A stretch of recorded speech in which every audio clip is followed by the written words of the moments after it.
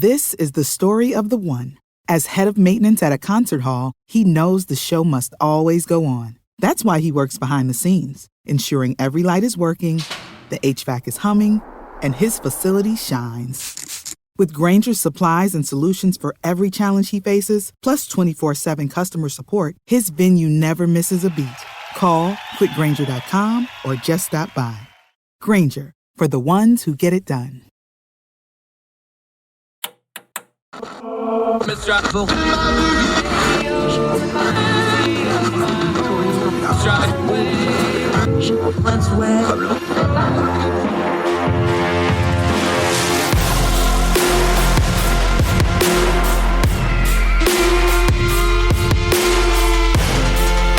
host, Andrew Donaldson.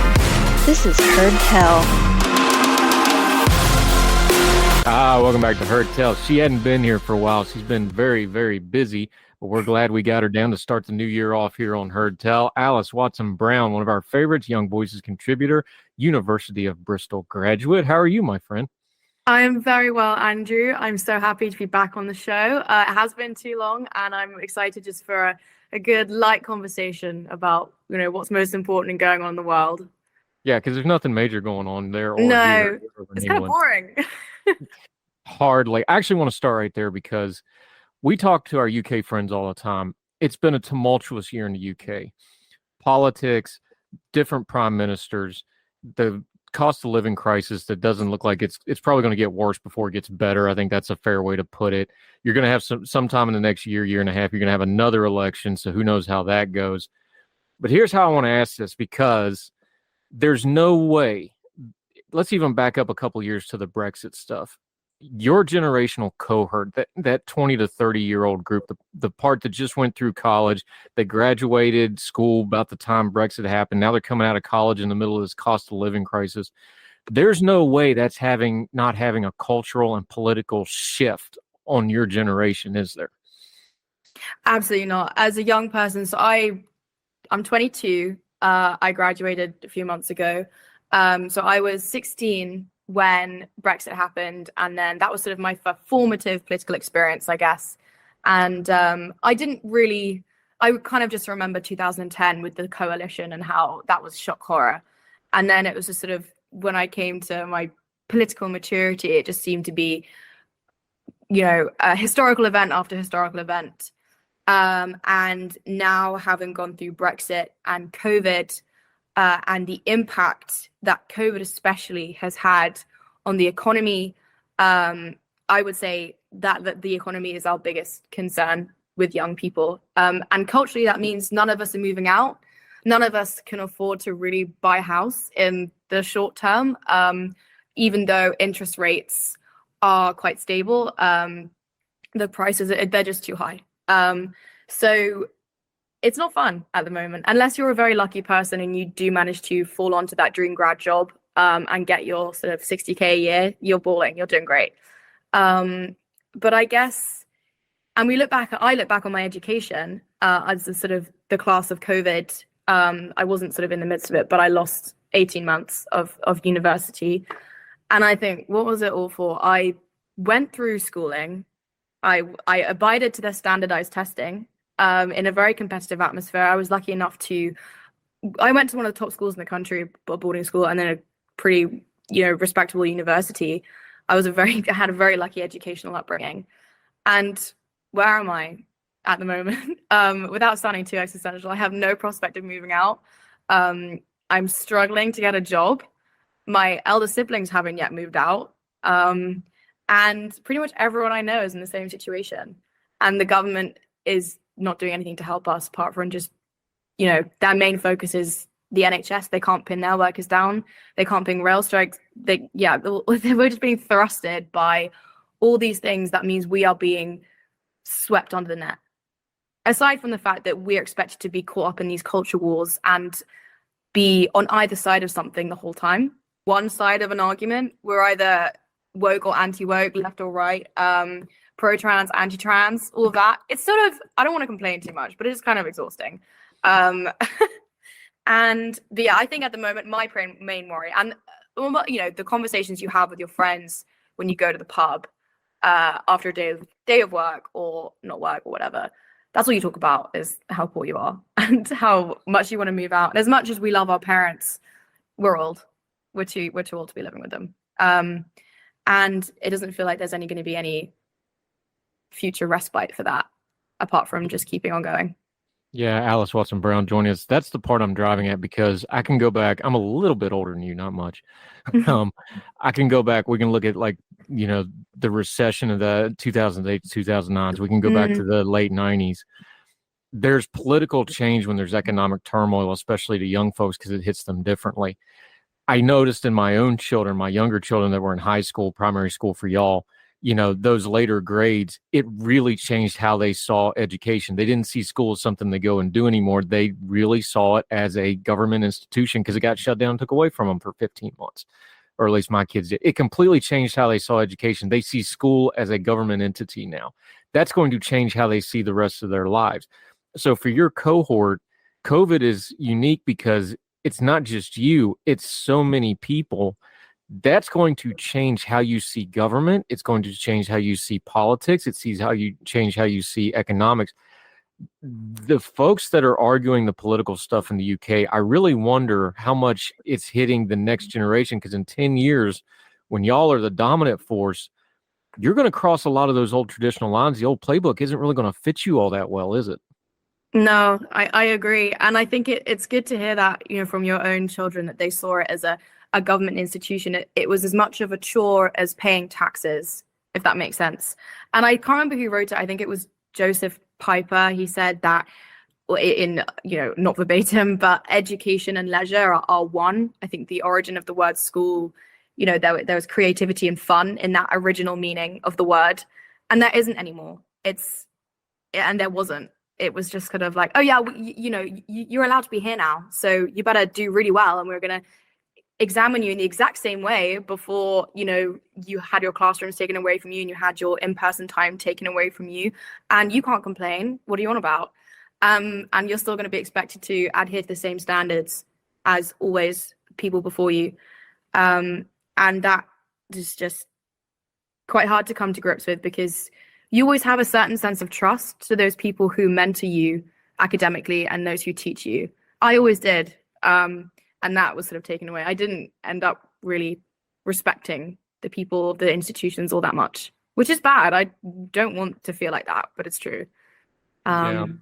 That quote makes me think of the Robin Williams quote where he's explained politics. He said, poly, from the Latin word for many, and ticks, meaning blood-sucking parasite. But, when you're coming out of, the education, whether it's there or America, education up through college, it's a system, it's a conveyor belt. You're expected, okay, go through all these steps. You mentioned it earlier, like, look, we did all that. I heard this from my own child. I did everything right. I did all the steps they told me to do. They didn't hold up their end. Like, that really is like a primal thing that changes. That's also a dangerous thing, because now you're not talking about a policy change. You're talking about people that have built-in resentment now. And I don't think you're just going to be able to policy change that away. No, it's creating a general consensus of revolutionary politics, I suppose, rather than reactionary, and that about what can we conserve that was good for us, for our children, than us just feeling like we need to tip this over and just start again, because it's just useless. And whilst I do kind of think that in the UK, especially, our way of examining people, and this was before COVID, to be fair, our examination systems, I think, was flawed hugely. But these people, even they did everything right, as you say, they followed their steps. And some of them, poor people, weren't even allowed to take the exams that they were promised to show what they could do. They just said, oh no, like, people are too ill, you can't show up to take your test, which will actually define where you go to college, where you go for the rest of your life, what you can study. And that's awful. That is one entire trench of influence of your life just taken away from you, and that is completely out of your control. And that's not fair. And especially was the reason why I wanted to bring up the essay bot, the sort of AI. It's that if this whole thing comes in the context that literacy rates in the UK and the US are shocking at the moment. I think it's something like in the UK, I think 3/4 of white boys fail to meet the literary standards in the UK. And I think something in the US, it's like around 54% of adults fall below 6th grade literacy rates, which is A, costly to the economy, and B, what are we doing to our children? Why are we not worrying about this and instead letting them watch porn the entire time, and making them think that that's real? Why are we not encouraging them to write stories, to play with Lego, to build things, and why are we bothered about how they identify, about their outward expression rather than their inward monologue with themselves, and how they teach themselves how to make mistakes gracefully, or however Jordan Peterson puts it? But it's, to me, so wrong. And now there's this whole thing where you don't even need to work to write your essays. It's this new story, I think, that came out. It's this bot called Chat GPT, and it can write pretty coherent mid-grade essays for you for free. You don't even need to pay for it. And I think the Daily Telegraph, actually, they paid a teacher to mark an essay written by this bot. And they said, it wasn't sophisticated, but it was very coherent. And this tech is only going to get more advanced. And whilst I'm not against, ed tech, it's a huge market in the UK, as I'm sure it is in the US, and how it helps, people all across the world get a better education with more resources. This is, why aren't people concerned about this alongside all these other trends? And I think it has been lost, it has been suffocated alongside all the other parts of the culture war. But this is going to be our greatest casualty, and we're not going to notice it for a long time. But when we do, we'll have no one but ourselves to blame.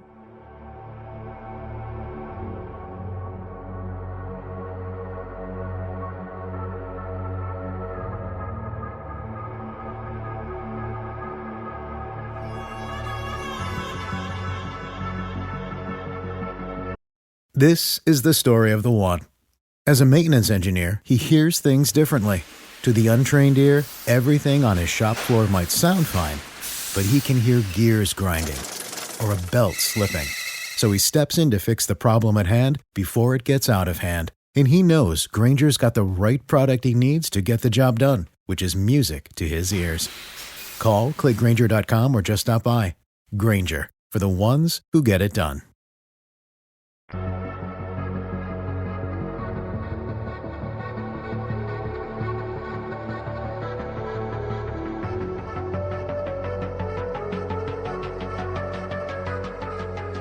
Yeah, Alice Watson-Brown joining us. It links to that literacy thing you just said, because we've got the data on the COVID stuff in the U.S. I don't know about the UK numbers. In the U.S., the thing that got hurt the most was math and reading. Some of these kids are 2 years behind on reading now, and we have further data. We covered it on the show a couple of weeks ago. Early literacy programs are the one thing that, yeah, they're expensive. Yes, we sink a lot of money into them, but it's also one of the few things that we actually got data that it works really well. Early literacy, that's one of the things that carries through. The problem with this is, in the U.S. education system, is we've lost literacy, not because we don't teach reading, but the entire of the education system is built towards standardized testing. We're teaching kids how to take a test instead of teaching kids how to learn, and it kills their literacy. So the reason that literacy piece and that bot piece you're just talking about, where the bot, that technology has a lot of good to it. People with disabilities, people working in second and third languages, people trying to get, you think of people that are nonverbal that could maybe use that and open their world up. That has a lot of good things. But when you start tempting something like that to people who have not been correctly educated, and they know they've got to pass these essays and these tests, that's a bad combination. And it's just rife for abuse, and it's just going to further hurt the education system. It's going to hurt the education system and the pupils who they claim to serve. And what do we have to do with that? These people are going to hopefully be leading this country, but our countries, the world. People, do you really want a kid who said, oh yeah, I didn't actually write any of my essays? When it comes to the learning how to write and the learning how to read, this should be a common currency across the world, and we're losing that. That was the main thing, how we measured, women's rights and women's education, was how many people can read and how many people can write and how many people can do maths. Where is that? Where's that gone? But yeah, and going back to the sort of post-COVID factor about literacy rates being behind, there are pockets of students in the UK who just haven't returned to school. They're missing. I don't have the exact figures. I don't want to chuck one out of thin air, but it's concerning, and that has cropped up in mainly kind of right-leaning media outlets over the last few months. But I don't know if it's the same in the US. But this is worrying, and these children are from vulnerable households, from abusive parents, low income mainly. In the UK, it's mainly concentrated in the northern regions, and some left-wing papers have blamed that on Brexit, which I find nonsensical. I couldn't really see a coherent link between their arguments. But it's no coincidence that if you don't tell kids to come to school, they won't do it. Made to just write essays like a machine and not actually getting any feedback. That's universal. Kids don't want to go to school unless you make them. Alice Watson Brown joining us. It's the same here. Look, the stats were bad. When you start talking about disparate people groups, minorities, lower income, the lower income you go, the stats get worse. I mean, it's just inarguably. Those are the people that got left behind because the people with means found way, they could get tutors, they could link up. I know in my home state of West Virginia, they had to put Wi-Fi rigs in buses and run them up and down the hollers and park them at a Walmart, and then everybody would go to the Walmart to the bus to get on Wi-Fi because there's not enough broadband. You start talking about issues like that. We talk about education, especially in America. I don't know how it is in England. Basically, like if we just write enough money and we make the system big enough, it's going to fix itself. And we know that's not the truth because of the things you're just saying. And when I worked in the corporate world, it was starting to get like this. And now it's really getting like this. We have all these college degreed people, but they're having trouble getting jobs because everybody's got a college degree now that are the same, and they don't have a real skill set that sets them apart anymore. And I worry that what's just happened in the UK, you're going to start having that same problem there with the way the testing and the way y'all do the test outs or whatever you call them. I forget the term. The way y'all do that now, when you do that COVID scrunch of putting everybody together, you're going to have the same problem. All those people are in the same bucket fighting for a lesser and lesser jobs that are out there. This is a real problem, and it's a call to reevaluate how we're doing education, but we're not looking at it that way. We're just looking at it as a political problem. I agree, and it shouldn't be politicized. And I think when you were saying, mentioning hard skills, I don't think that we're being taught hard skills in school. We're not being taught. I think what's valuable now is being taught how to set up a drop shipping business so you can make money alongside, uni, or so you can fund your studies, or you can fund a 3-week course in how to code Python. That's going to make you instantly more employable. How can I fund, my own shop on Shopify so I can at least learn how to sell? I can learn how to talk to people, and I can learn how to sell, and I can learn how to negotiate. And I can learn how to walk back with more money in my pocket. Those are the kind of things that I think some people are encouraging, that like self-reliance and entrepreneurship. I think that's really important. But the fact that it's our only option now, really, to make ourselves feel fulfilled is sad. I think there are now a lot of courses online that are teaching you how to, how you can become a dropshipping master or a Forex trader in 2 weeks and things like that. There are more and more scams online, of course, these sort of get rich quick at home. But a lot of people are doing that. A lot of my friends, are nomads now. And they're enjoying it, don't get me wrong, but these are people who from the schools they went to and the grades they got, you would expect would be flying high without any effort.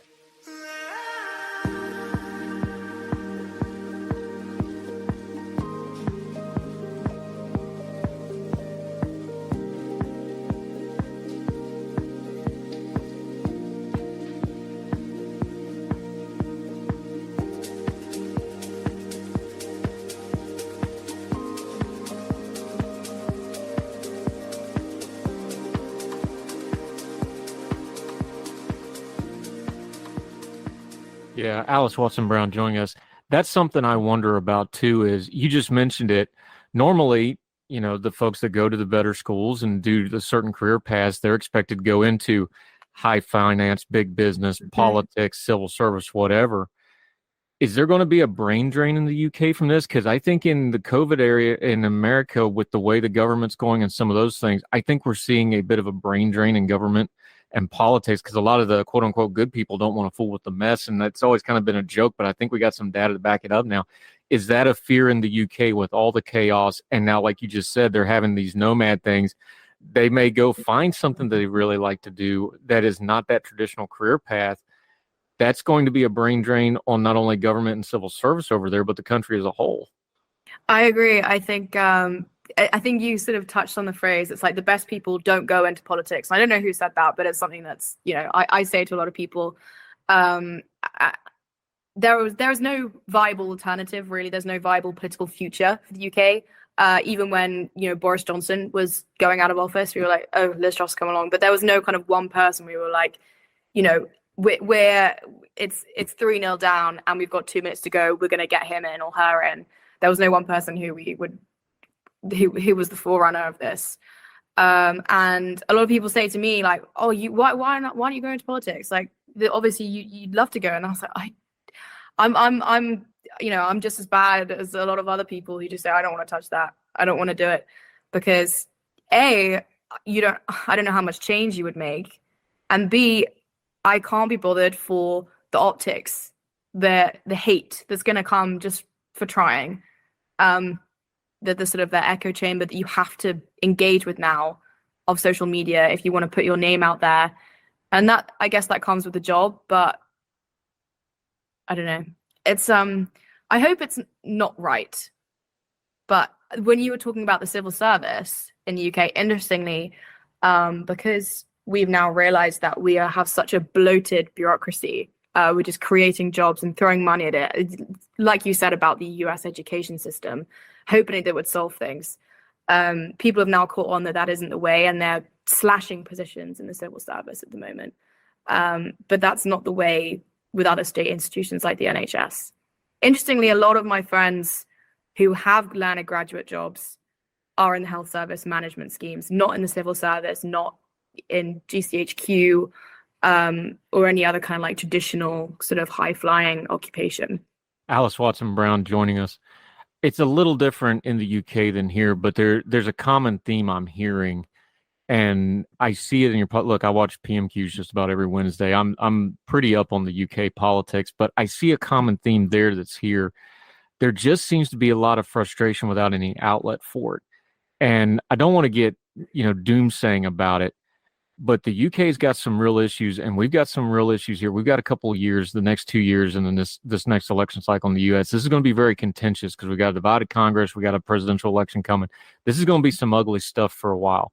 The UK looks like usually you have these pretty stable premierships where you get 3, 4, 5, 6 year runs. That's not going to happen. It doesn't look like Sunak's going to get too far into next year without having to have some kind of an election. That'll be 4 in about 18 months, give or take. Let's just ballpark it. That's not normal instability for the UK. How does that land with the people, though? I know at the end of the Brexit, it was just, okay, it's over. We almost don't even care which way. Just make it go away, right?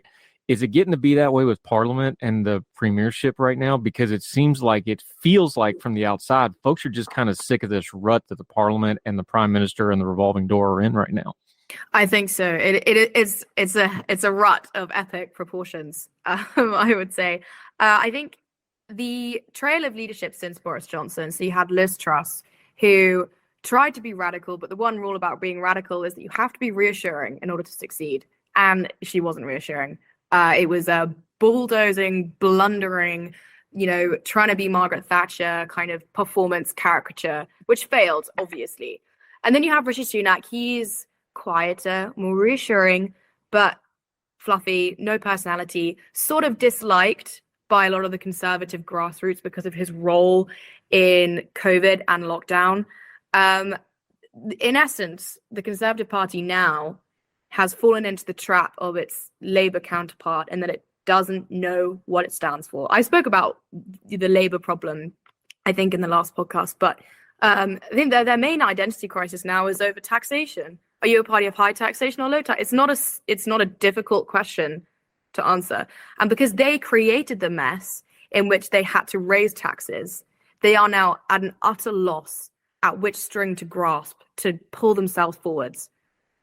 It's fascinating to watch, albeit depressing. It's fascinating. And there's now sort of on the edge, there's the tension of, is Nigel Farage going to return to politics? Is he going to make this grand re-entry for, leave the GB News studio and come in and save everyone? A lot of Tory MPs are scared they'll lose their seats if he does. But I have no faith in that really ensuing anything different either. It'll just be new crisis, different day. Yeah, I don't know that gasoline on the fire is what's called for here. I don't know if that's a British saying or not, but it certainly is where I am. That will be one hot mess. But unfortunately, here's the problem. And again, we're not even talking specific politics here. We're just talking big picture here. People get sick of it. People have bandwidth. People can only take so much, even with parties they agree with and ideologies they agree with. That's when you really have trouble, though, is when people start tuning out and they just start going, just make it stop and go away. That's when the really bad, ugly stuff happens. And that's why we need to be vigilant, both in the UK with whatever happens in your next election and us with what's going to be happening here. That's when you really got to be vigilant, because when people are going, no, no, no, just make it stop. That's when the untoward actors start really working their stuff and be like, oh, I'll make it all better. Listen to me. This is the time we got to really hold on to our principles and pay attention to what's going on, even more so, as hard as it is. I agree. That's the time when accountability goes out the window and populism becomes your best friend. It's, as you say, pouring fuel on the fire. I have no idea what really will ensue in the next general election in the UK. I imagine the Conservatives will lose their majority. Whether that means they are not going to be the largest party is a different question. I have a feeling they will remain the largest party because Labour have not yet made a stand that has made them attractive to Conservative voters who can cross enemy lines, in my opinion. But I don't know. The problem is that I think I was reading US news today as well, that as well the politicians seem to be fighting between themselves more than the public, and that seems to me wrong. It should be the other way around. I think wasn't it so the Republicans are taking back the House, and now they want to launch an inquiry on Joe Biden and COVID, about Hunter Biden's laptop, and you think obviously these could be pretty big wedge issues, but it seems to me that rather than, as soon as the other side gets in, rather than building and carving their own future for that, for their beliefs, they're just trying to make it look like the guy before them did a worse job than they're going to do. What kind of a system is that? It's not appealing. It's not attractive, and it's discouraging any attractive talent from joining you.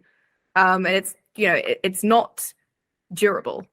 No, and they better, Alice Watson Brown join us. They better do some I've been writing about this, and even really hardcore folks on the right that really understand it are like, no, you better do some governing, because remember, our Congress, you're up every 2 years. We could have this really absurd thing where we flip the Senate and the Congress both right back again in 2 years.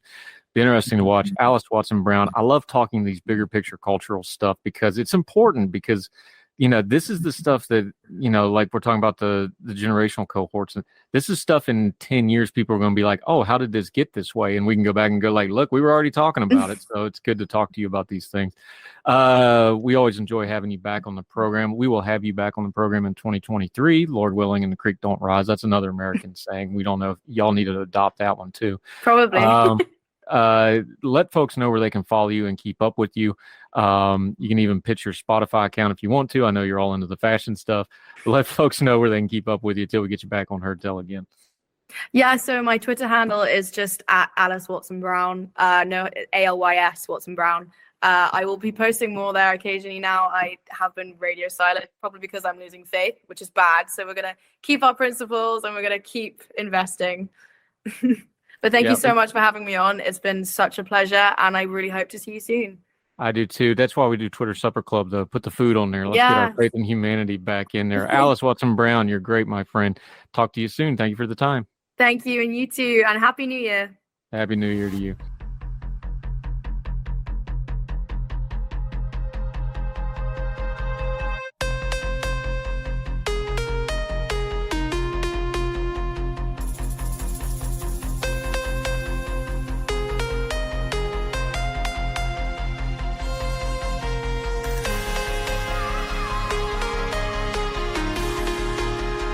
Welcome back to Heard Tell. Okay, he's a good friend of the program. We're glad to have him back. His friends call him Gary, but on his driver's license it says Gary and Frankel because it's all fancified like that. How are you, sir? Great to have you back on the program. Yeah, thanks for having me. I'm doing well. How about yourself? Oh, we're living the dream, man. This is romping in the high cotton here. You're writing in ordinary-times.com, a publication of note. That here's what you did, and I like when you do this. We took an issue that's really loud, turned down the noise. You went to a historical example to try to deal with what we saw with the Speaker of the House fight and now the Rules Committee package that's gone through and all the various committee assignments. We're watching what's going on in Congress. Well, this is the 118th Congress. We've done this 118 times. Well, right around that 9th or 10th time, you went back to that as an example that maybe some of the folks in Congress now could maybe learn some. And it's a name that people kind of don't think about because his dad was more famous than he was. Yeah, absolutely. When you look at the career of John Quincy Adams, he's most famous for having a presidency that was meh at best. But what you really have is decades of dedicated public service by somebody who truly cared about his country, but maybe just wasn't particularly suited to an executive role. But when you look at his service within the cabinet as Secretary of State, when you look at his time as a diplomat traveling around Europe, and most importantly, I think, when you look at his almost 2 decades in the House of Representatives and his older age, you find quite a bit to glean, because even with, the different society, the different moral values, different policy issues, people are still people. Conservatives are still conservatives. I think there's a lot that you can learn from. Gary and Frankel joining us. Okay, let's start right there, though, because the terms have changed. What a conservative now and what one back then was, they didn't really use that term, but they had things like Federalist. They had things like people that were in the Constitution. They had people that were following Jefferson. They had people that followed Adams. They had people that followed different founding fathers. They had their own cults of personality, just like we do now with our political figures. There was a lot going on there. John Quincy Adams, of course, has got the added problem of he's not only got one of those names, you're John Adams' son. That's got a little bit of weight to it, I would imagine. Yeah, absolutely. He struggled with that throughout his life. Obviously, you can't diagnose someone who's been dead for almost 200 years. But a lot of scholars seem to think from his diary entries, from some of his letters, that he may have struggled with chronic depression. And for somebody who felt that they had the weight of the world on their shoulders, that must have been really hard to deal with. But much like his father, in fact, Quincy looked at all of the cults of personality that were surrounding him. He looked at the party man sort of environment and said, no, I'm going to go my own way and do what I think is right. Yeah, Gary and Frankel. Before we lionize him too much, because I do think there's something to really take from his congressional career, and we'll lay that out in just a second. This was a different era, especially his congressional career, where you're talking about, the turn of the century, the 1800s, his presidency into the 1820s and 1830s. We're starting to get into the national issues that lead to the Civil War. We're talking about things like slavery, like the North is growing faster than the South, which is more agriculture, and the North is becoming industrial. A lot of the things that shaped our country for the next 100 years through the Civil War, through the Reconstruction, he lived to see that stuff. But that also meant he had some flaws, not just as a man of his time, but just, he was a human being. He had problems. So before we lionize him, there's some issues here as well we got to address. Yeah, absolutely. And one of the commenters on the Ordinary Times article did a really good job of pointing this out. He, for most of his life, and I focused much of my article talking about the slavery issue, for most of his life, Quincy made it clear that he was an abolitionist to a certain extent, but he was worried about his friendships. He was worried about his relationships. He was worried about what the political consequences of standing too harshly against slavery would be from both a personal and a broader standpoint. So this was not a stand that he always took. It was a decision that he consciously made later. But one thing I think is important is that when people do make mistakes, when people do become victims of their time and circumstance, or perhaps even their personal failings, and then turn around later in life and become what they should have been all along, there's something worth studying there. And if you dismiss somebody's actions entirely based on what they did in their youth or what the values present in that society were in particular, then there's very little that you can learn from history in general, other than just patting yourself on the back and saying how much better you are. Yeah, Gary and Frankel. One thing you pointed out in the piece here, this is kind of unique in American history. He went to Congress as his retirement job. He actually called it his retirement job in his own personal writings. This is after he's been president. look, he could have just sat there, punched the clock, not done a whole lot, got reelected probably for life and so on and so forth. The lesson you're drawing here, though, is that's not what he did, though. Exactly. And he made a point of really leading the fight against slavery for the first time in his life through his presidency. And that, keep in mind, that was decades of public service at that point. He started becoming a public servant when I think he was 13. He had mostly been in the background of that debate whenever it did come up. He made it clear in his personal communications and his private writings that he was against slavery and that he abhorred the practice, but he was not on the front lines leading the fight against it for political or social, perhaps economic reasons. It would have caused some strife with his family because his wife and her family had a background in slaveholding. But he did not choose to go quietly into his retirement. That was, if anything, when he was most active in a broader sense, because he felt empowered to finally fight for causes that he believed in. Yeah, Gary and Frankel. It's interesting because when you started drawing the comparison to the day, we talk about the grifter class. I've been joking about the hardcore right that made so much noise and speak. I've been calling them the raucous caucus just because I like the alliteration of it, but it's fun. They're chaos makers. They're crazy makers. I get pushback sometime on social media about using the term grifter for certain people. I use it for people that I think deserve it, who are clearly, using a business model. Here's the thing. Grifters aren't new. And his 17 years in Congress, along with abolition and some of the other stuff, John Quincy Adams spent a lot of time on what we would now call grifters of his day, didn't he? He did, because he needed their votes in order to get what he wanted passed, which was a repeal of the gag rule, which prevented any discussion of slavery. He needed them on his side. So, and this is something that he really struggled with in a lot of his private writings, because he had what he considered to be a moral, virtuous purpose in mind, but he knew that he would have to play politics and convince people who were only out to increase their own power. It was just narrow self-interest. He had to get them on his side somehow, and that meant making promises that he may or may not have been able to keep. That meant having to play ball on some other issues that maybe he wasn't quite comfortable with. The legislature in general is ugly, and in order to get stuff done, you have to roll with the punches sometimes, and it hurt him some and may have caused a flare of his depression at some point. Yeah, and you touched on it in the piece in this way, is that, look, take the politics out for a second. This is basic human stuff right here. This is deep philosophy, kind of how do you live your life stuff. He talked about it. He's talking about, look, I understand the human heart, including my own, is deceitful and wicked, but we have this virtuous goal, but we have to go through politics to achieve those goals.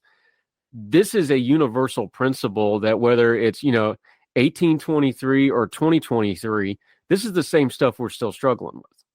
Absolutely. And one thing that I think is important at looking at these types of universal principles, especially as they apply to people in the past who considered themselves to live by those principles, is that most, if not everybody, is going to fail at least some point. Maybe there's no chance for us to ever be perfect at it at all. There's been considerable debate about that concept in philosophy for thousands of years.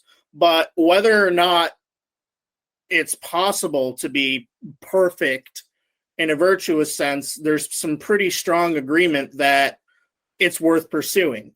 And even if you fail and you struggle as you're pursuing it, that doesn't make the pursuit any less worthwhile. So I think it's equally worthwhile to look at people who made an honest effort in that pursuit, even if they didn't live up to even their own expectations, much less so of modern society, which has very different values in some instances.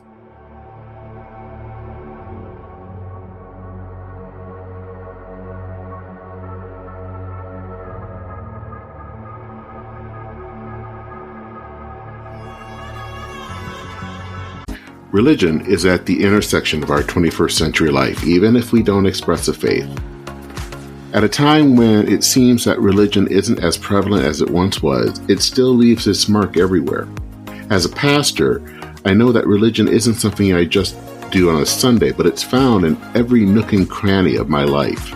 Sexuality, politics, social media, the economy, war, nationalism, all have some kind of religious angle to them. And as a communicator, I want to find the stories that can help people understand this part of our society that is so important to so many. Hi, I'm Dennis Sanders, and I'm the host of Church and Main. Church and Main is a podcast about the journey of faith and where it intersects with modern life. I look at faith with a journalist's eye, asking the who, where, what, why, and how religion affects some of the major issues of the day. Join me as we journey together. You can listen to Church and Main podcast at the website churchandmain.org or on your favorite podcast app. I look forward to seeing you. Folks, you've heard of Ethan Brown on the Heard Tell Show a couple of different times, but if you're interested in learning about how to discuss things like climate change without all the politics and doom and gloom, head over to his podcast, The Sweaty Penguin. Sweaty Penguin is a late-night comedy-style climate podcast working to add nuance, critical thinking, humor, and hope to the climate conversation. They got over 100 episodes already, breaking down weekly news stories and specific topics, from the vanilla to the ADHD to the international accountability to orangutans. Yes, I know, it's a comedy thing, so just go with it. But each time, exploring different ways we can make progress on these issues while still helping the economy, health, security, and everything else we care about. Feel overwhelmed, exhausted, or excluded by today's climate change discourse? This is the podcast for you. Find The Sweaty Penguin wherever you get your podcasts or at www.thesweatypenguin.com.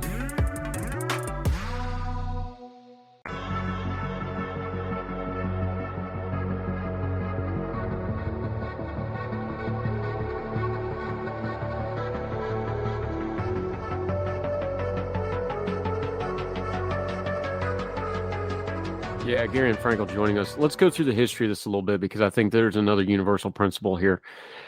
People know about, Lincoln freed the slaves, Emancipation Proclamation, right? We know Reconstruction was a mess, was not handled correctly. We'll be real kind and just leave it at that. And that led to this Jim Crow, which led to the Civil Rights Movement, which led us to where we are today. These things all happened in a sequence. The sequence before the Civil War that we don't talk about as much, and before you get to the Civil War, and before you get to Dred Scott, and before you get to even something like Amistad, which is known because of the movie and such, before all of that, there was a fight over this gag rule. Why was that so important? Because it's hard for us to understand. The House of Representatives was not allowed to discuss slavery. That sounds amazing, but if you don't have that fight, and John Quincy Adams and others don't have that fight, none of the rest of that led up to emancipation happens. Walk us through that, because that's an important piece of history that I don't think we talk about enough. Exactly. Everybody knew from the very beginning of this country that slavery was going to be a controversial issue. That's why they wrote into the Constitution that they would just leave it for 20 years and then push the problem over to 1808. And then after that, you have debates run up every 5 or 10 years. Sometimes the slavery issue would take a backseat to particular military or economic matters, but it was always there. It was always the elephant in the room, and nobody really liked talking about that because there was a broader interest in economic development or preserving the Union. During the Jacksonian era, you have that massive fight over the bank, which continued into the early part of the Van Buren presidency, but it's in the Van Buren presidency that things really start coming to a head on the slavery issue. And the gag rule was instituted in an attempt to sort of replicate what happened during the Declaration of Independence and the Constitutional Convention and just push it another decade or so, make it somebody else's problem. We don't have to talk about this right now. But for those like John Quincy Adams, who saw slavery as correctly as this horrible moral wrong, just pushing it off to the side and making it somebody else's problem was just not acceptable anymore. Yeah, there's another one of those universal principles is kicking the can down the road on an important issue always makes it worse. Yep. Gary and Frankel joining us. Here's another piece of that history that people lose, and especially the lost cause movement. And this came in towards, Quincy, let's talk the 1830.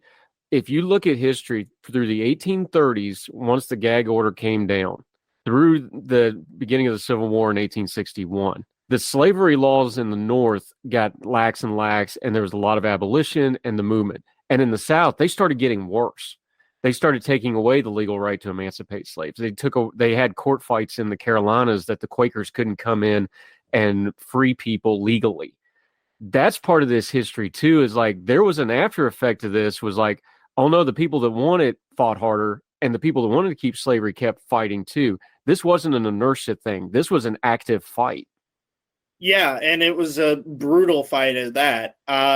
You don't get something like Bleeding Kansas, for instance, between two groups that are having a mild disagreement with one another, even if it's on some kind of moral issue. You get Bleeding Kansas from something that's deeply fractious for something that concerns some of our innermost moral values. And in the case of the South, an exploitative economic system that they desperately wanted to preserve because they incorrectly saw no other option.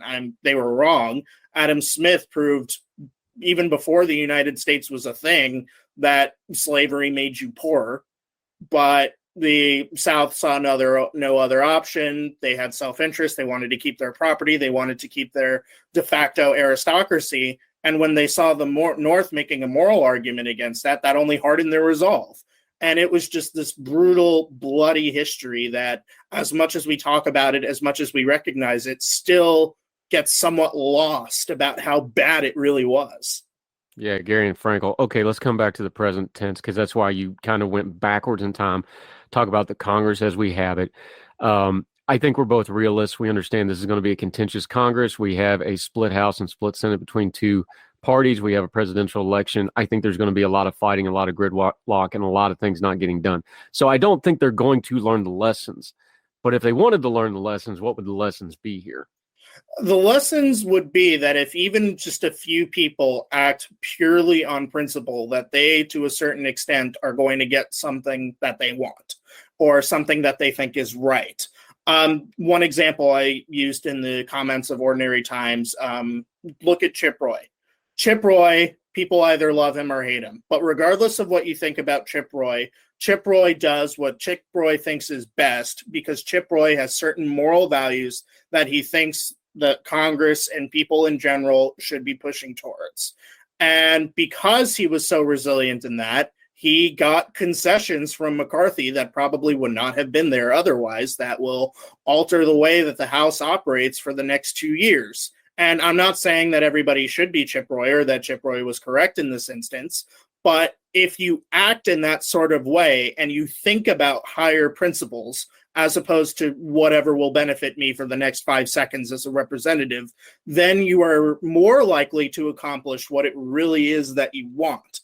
And I think a lot of what I like to call the grifter consortium has forgotten about that because they're only thinking about the next 10 minutes. They're only thinking what'll get them that Fox News hit or that lucrative fundraising deal tomorrow, but they're not thinking about what's going to happen a year, 2 years, 5 years, 10 years down the line. And that harms not only the country, it obviously harms the country, but it harms them too. It ironically ends up being destructive for their self-interest.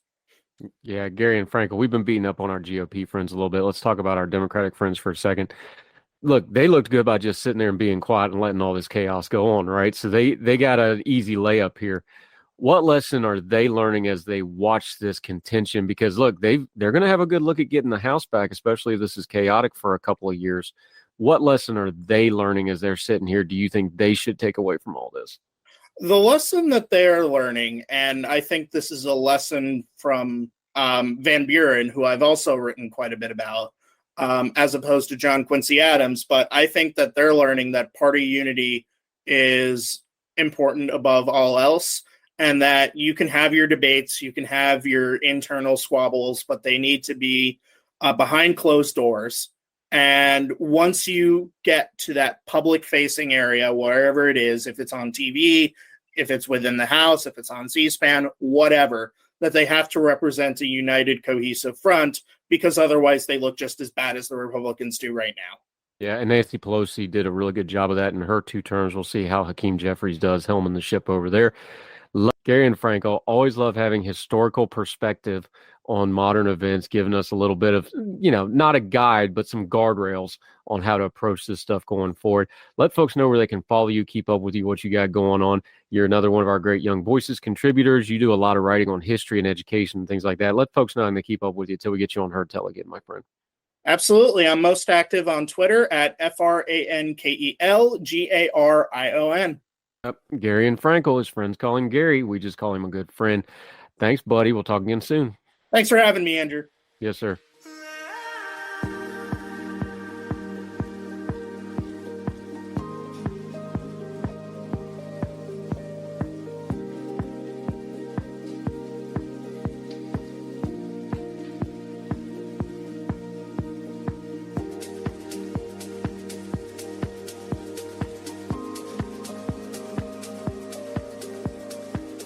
Welcome back to Heard Tell. Okay, we're excited to have her. She has become our Western correspondent because she's out there in the beautiful Front Range of Colorado, which I got to enjoy back in October. We'll talk about that in a minute. Krista Kiefer, she's a columnist at the Denver Post. She has a whole bunch of animals, including a cat in her lap if you're watching on the YouTube channel, and we're going to talk to her like we love to do. How are you, ma'am? Great to have you back on the program. It is good to be back.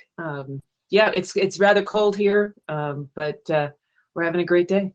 Yeah, y'all went through one of the viral videos of the bomb cyclone or whatever everybody went through over the holidays there was the live shot with time lapse of Denver where it went from nice to Antarctica in about 45 minutes.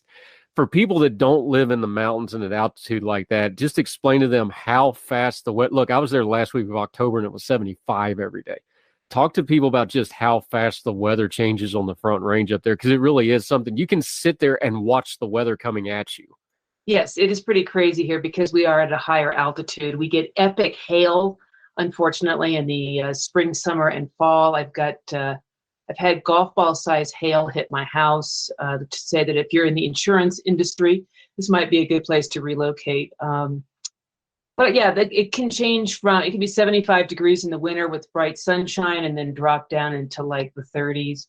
It's been a cold winter, which I think is nice. I like snow, but not everybody does. Yeah.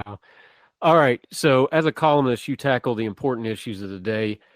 Which comes first, the chicken or the egg? Or in this case, as you're writing, which came first, the cost increase in poultry or the cost increase in the eggs? Well, the problem here is that a lot of our poultry has died. So we've lost 6 million birds from avian flu. We've also lost a lot of wild birds, great horned owls, also red-tailed hawks, very susceptible to avian flu. I have a flock of 5 hens. Luckily, they have not gotten avian flu, but it has been a big deal. In fact, in December, I think well over 1 million birds slaughtered because of avian flu, and that has driven the price of eggs up. It's not a Colorado problem exclusively. 47 states have had an issue with avian flu, and it's driven the price of eggs pretty high. Yeah, Krista Kiefer joining us. Here's the problem with eggs is cost of living is going up for everybody. Of course, we know about inflation. Poultry is one of those things that covers a couple different things because they do produce eggs.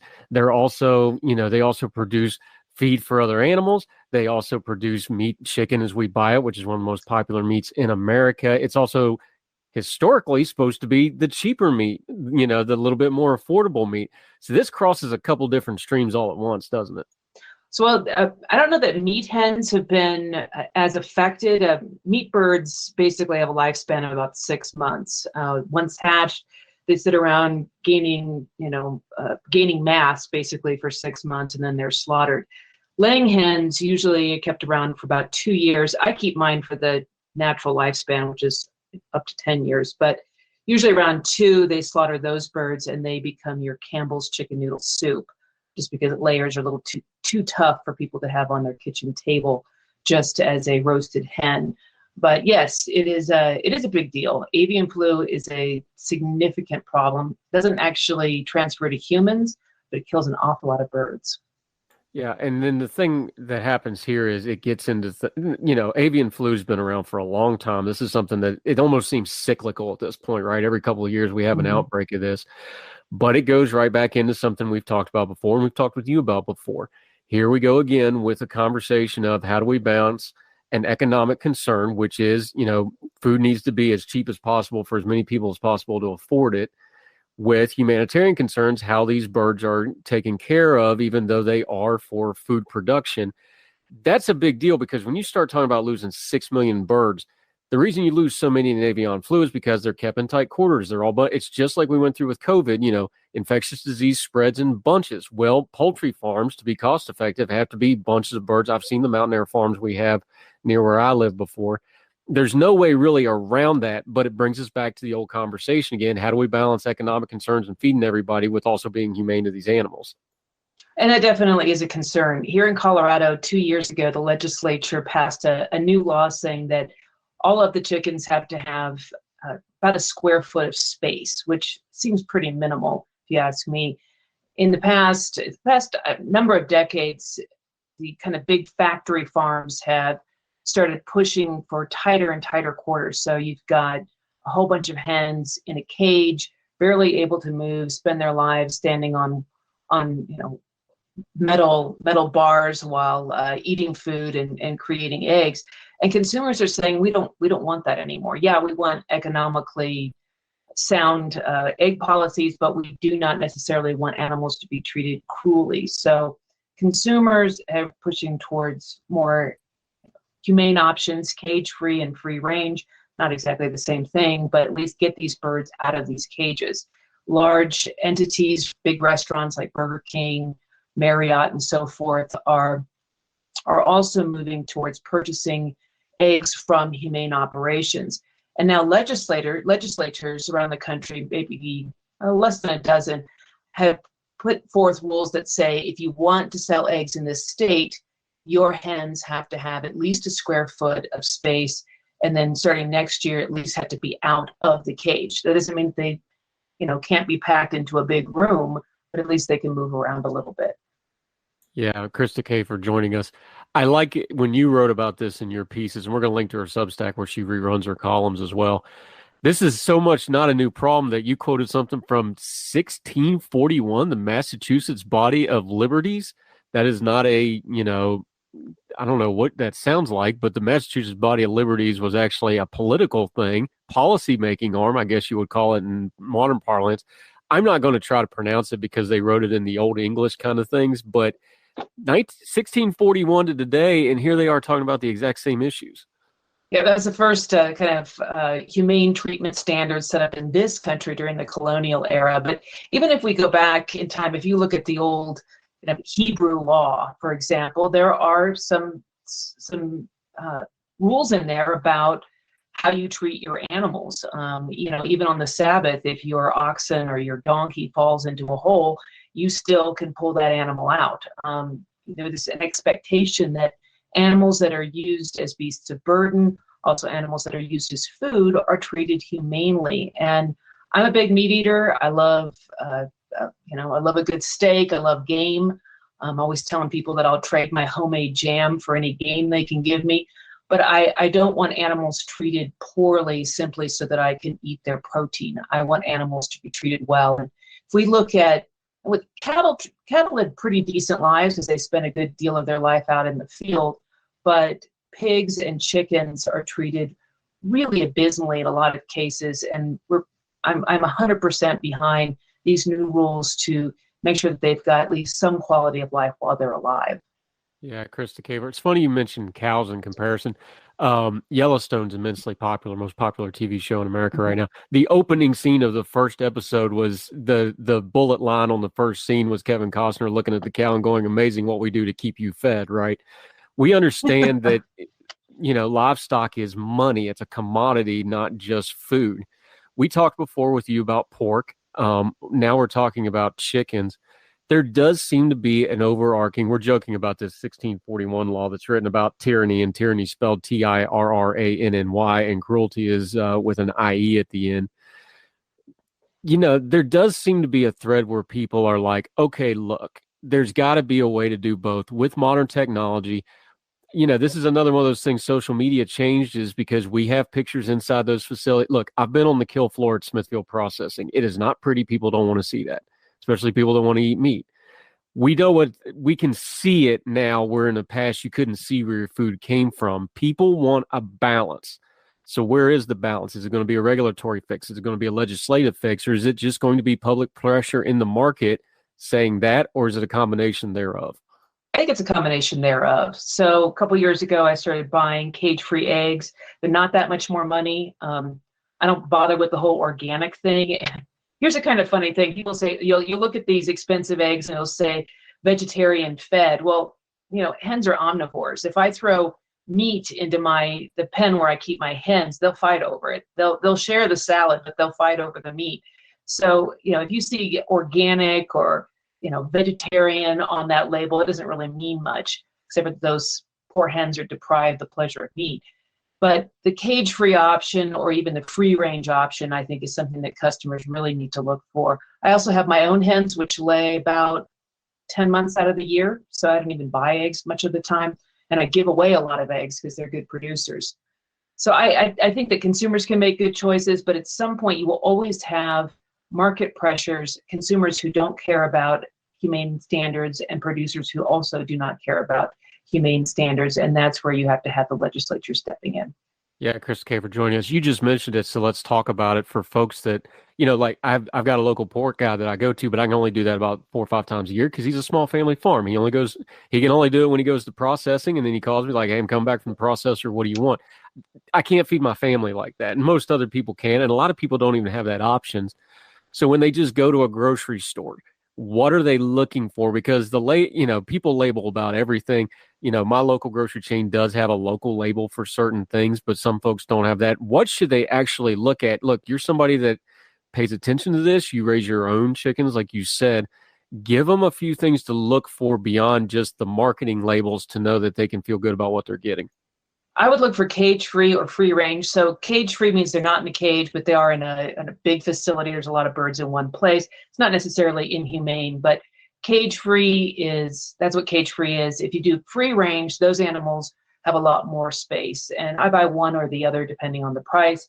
And then when it comes to meat hens, those hens are also often treated really poorly. And I'm kind of moving away. As much as I love chicken, I am kind of moving away from both chicken and pork unless I can make sure that I'm getting those animals from a humane operation. And I'm just simply eating a lot more beef, just because I know those animals are treated well.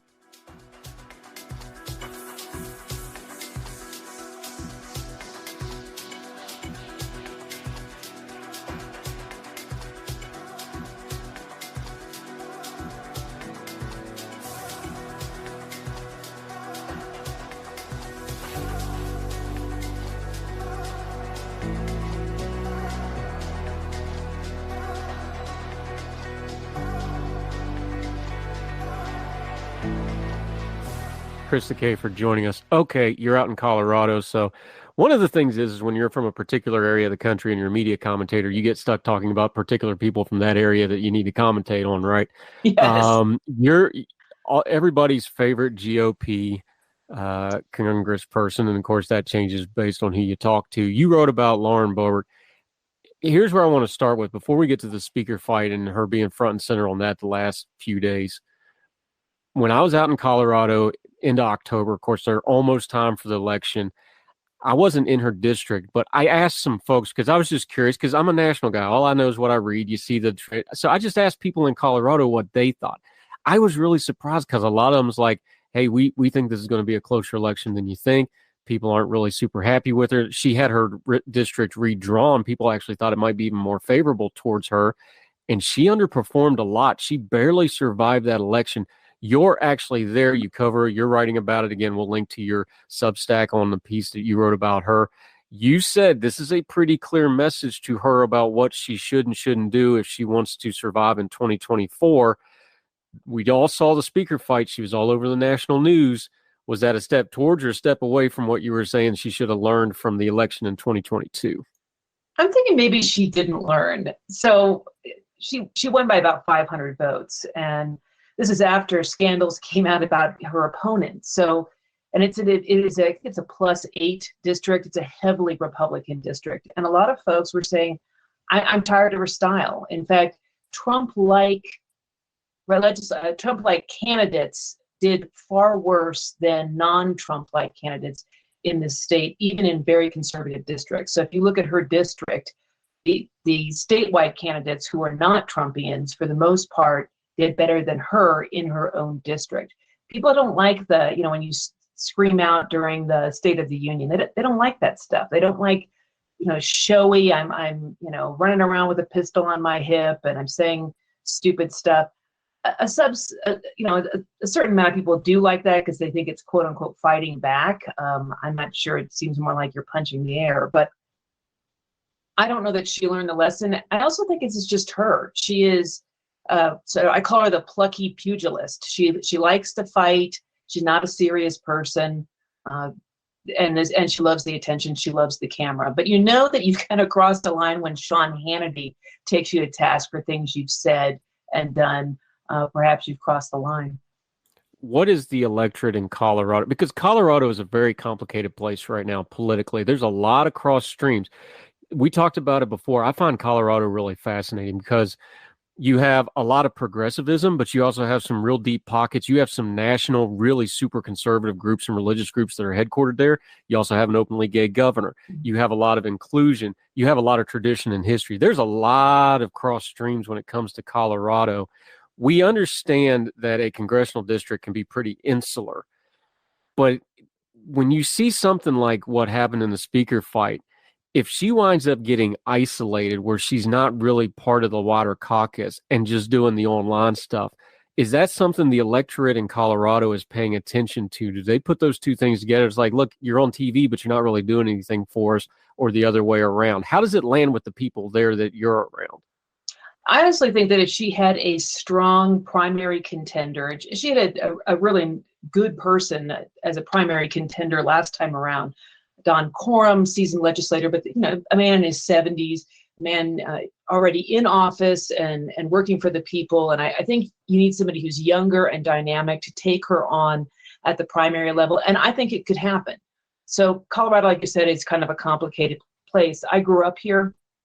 It was much more of a purple state then, where you could get a Republican governor. You very often had a Republican Secretary of State, Republican Attorney General. The state got an influx of millions of people, many of whom were Democrats, frankly, and now the numbers just don't look good. So Democrats outnumber Republicans in the state by a pretty substantial margin, with the exception of a couple of areas that remain Republican strongholds. Colorado Springs, we're focused on the family, is headquartered. That is one of those areas. The eastern part of the state, held by Ken Buck, also conservative, a lot of farms, small towns. And then the mountains do have some ski areas, wealthy Democrat strongholds like Aspen, but then the rest of the mountains, including the largest mountain city there, which is Grand Junction, is Republican. So you have strong candidates in those areas. You can have Republicans in office. The Weld County in the north should have gone Republican, but there was a libertarian spoiler that made a very liberal Democrat take that area. I think it's possible that in the future that could be picked up as well. But I do think that Boebert is the weakest link. I also think she's an embarrassment to the party. Things that she says are pretty cringeworthy. Here's the irony, though, is over the speaker fight, Marjorie Taylor Greene, a definitely more cringeworthy candidate or sitting office holder, actually went after Boebert, and now they're no longer besties. And Boebert is complaining about Greene and Greene complaining about Boebert. So, if you don't like to watch the Kardashians, you can always watch C-SPAN.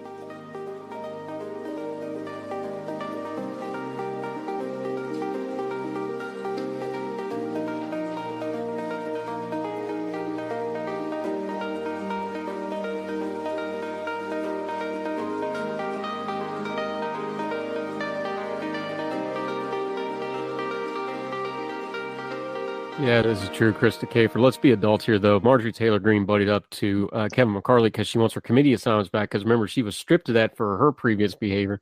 So that's why that's going on. And but you do.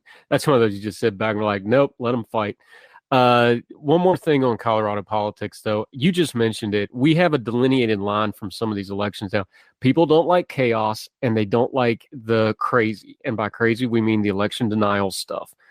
You just mentioned it. If this Congress, the GOP majority Congress for the next 2 years, look, we know legislatively they're going to be pretty limited just by the math, and they don't have the Senate, and we've already seen like they can't do the easy stuff. I'm calling me skeptical they're going to get something big pushed through.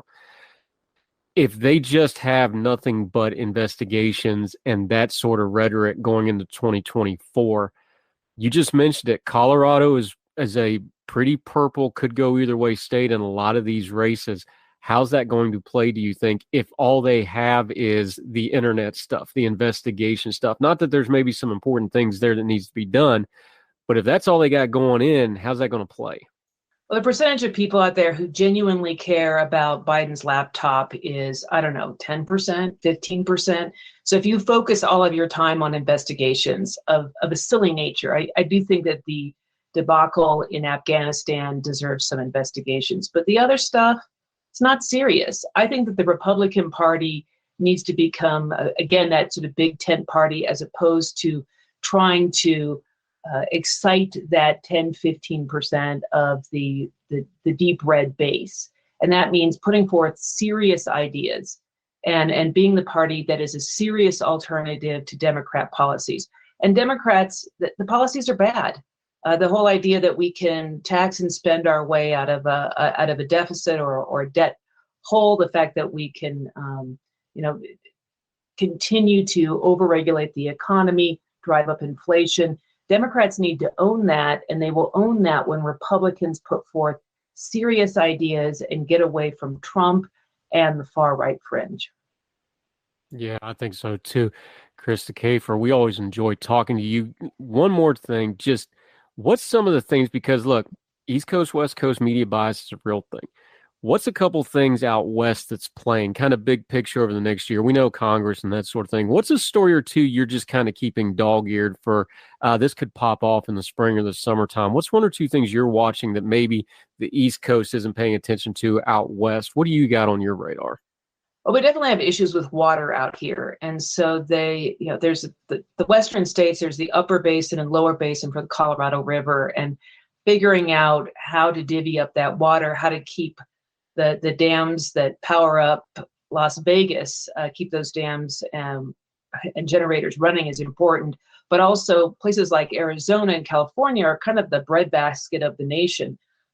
What do we need to do to make sure that water eventually ends up going south, as well as being able to supply Front Range with water? And of course, we also have a big agricultural community here. And that's a little boring and wonky, but my eye is always there. Also, what happens when we don't have enough employees to work at restaurants, to work at retail outlets? What happens when sort of the change of population and we get we get fewer workers?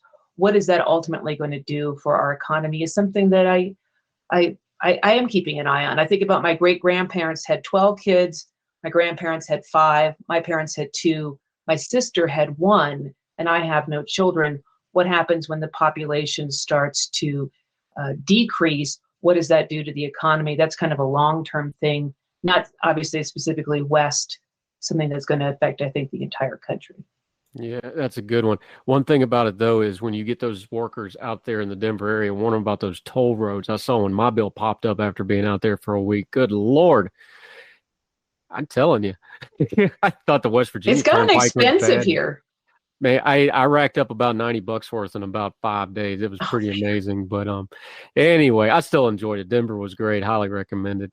Krista Kafer, always enjoy you. Till we get you back on Heard Tell again, let folks know where they can keep up with you. We're going to link to your Substack to let people know where they can find it, your column at the Denver Post, and everything else you got going on, my friend. Well, let's see. I got the Denver Post column. I got the Substack. I'm occasionally on 850 KOA and also 630 KHOW if you're within the reach of those radio stations. And then I also appear on Channel 12's Colorado Inside Out on occasion. So that's what I got going on. My biggest publicity, obviously, Heard to Tell.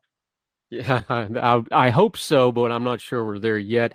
I mean it though. Denver was a wonderful place. Actually, some of the people we were out there for a wedding, they're going to be having a baby next year. Hopefully, get back out there. Maybe we'll do food sometime. Do this live, so we don't have all the technical issues we had this time. My friend Chris Kafer, always great having you, my friend. Great, yeah, great being there. And let's get together and have a big bowl of chili. Sounds good. Talk soon.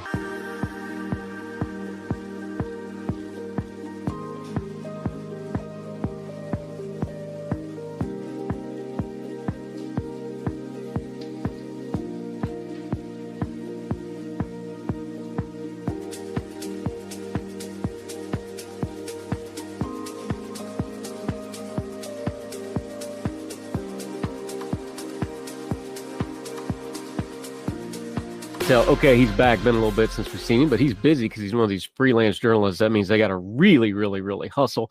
But he's really good at what he does. He's also a Young Voices contributor, and he has an opinion piece in USA Today. That's a good get, my friend. We're going to talk about it. Peter Pitchke's back on Heard Tell. How are you, sir? Doing good. Good to be here.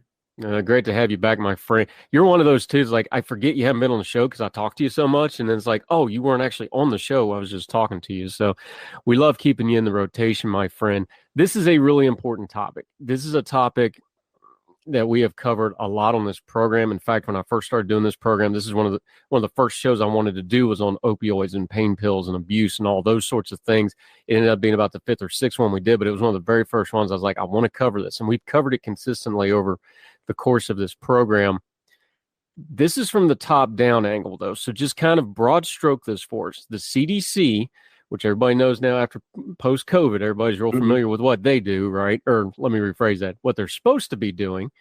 They've come out with some guidelines when it comes to opioids and pain pills and pain patients specifically. Why is this a big deal, and why did you take to USA Today to try to explain it to folks? Yeah, so the quick of it is, in 2016, the CDC, under pressure because people are blaming pain pills for the opioid crisis, which is basically an illicit fentanyl crisis, the crossover between your prescription that you get at your pharmacy and what people are dying of on the street. There's very little cross-contamination between those groups. Anyhow, but that was the pressure. So they tried to solve with an opioids guideline, which they never done before, which basically sent a big signal out to the medical community that we do not want you prescribing opioids. It told law enforcement to come down hard on physicians and told state legislatures to start regulating more. That caused a mass wave of patient abandonment, not just pain patients, also people with cancer, palliative care, people at the end of life, also people who might need a surgery, sometimes acute care. So like if you go into the ER and you banged your head and you need some hydrocodone, that would be harder to get. So people had been on top of them to fix this issue. It's been 6 years. And last November, they finally released their update. And some of the language is kind of positive, but as far as I can tell, it's just make speak. It's not really all that serious. And in effect, this new guideline is more strict than the previous one. And from that, we are already seeing more patient abandonment, people reporting their pain clinics being closed, being told they won't be able to get some pain medicine for when they have a surgery coming up, etc. And the CDC, what makes it worse is the CDC has used the language of we care about pain patients, don't abandon them, don't force taper them.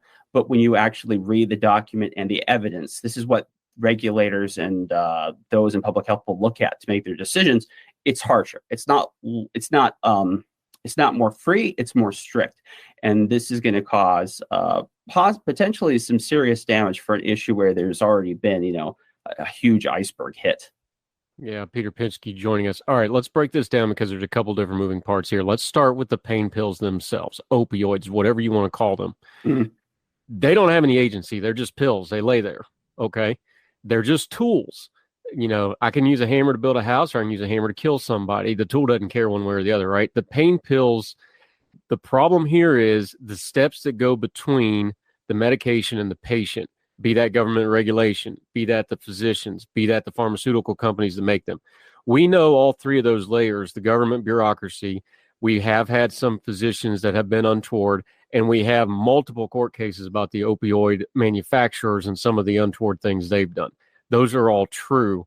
How do we take that as a group, though? Because We have patients that need this medication. We have medications being abused, but there's all these steps in the middle. That's what the CDC is supposed to be stepping in and regulating, but are they? They want to have the authority to make big pronouncements for how opioids should be prescribed, but they don't want to actually have to deal with the consequences of their actions. And the pain pill question, yes, there were some doctors that ran pill mills. There were some people where it was diversion, but those were pretty minor in comparison to the population. You got to remember, 100 million Americans or more every year you take an opioid for whatever reason. It is a basic building block of medicine. You don't have opioids, you don't have surgery. You don't have opioids, you don't have cancer care. You don't have opioids. I mean, you name the field of medicine, it's going to be very difficult to do it if we don't have a good way to deal with the pain. Otherwise, people go into shock and they die. So it's a very basic building block, and a ton of people use them. But there were people that got affected that were abusing it, particularly in Appalachia. And people thought, well, if we just make it so they can't get these pain pills, they'll make them stop their addiction, right? Yeah, as if that strategy has worked yet. All the many years we've now been trying to do this with the war on drugs. Anyhow, what came from that was that people moved on to more deadly substances. So they went from oxycodone from whoever they got. Usually they got from like a loved one or a friend or they bought off the street. And they went from something that was relatively safe, or at least you knew what was in it, to stuff loaded with fentanyl, which is just killing oodles of people every year. Every year we now have 100 to 150,000 people are dying from fentanyl overdoses. Those fentanyl overdoses have nothing to do with pain patient. They have nothing to do with grandma that has cancer. That's not their fault. But that's who got blamed ultimately for what was happening with the crisis. And that's where the public pressure went.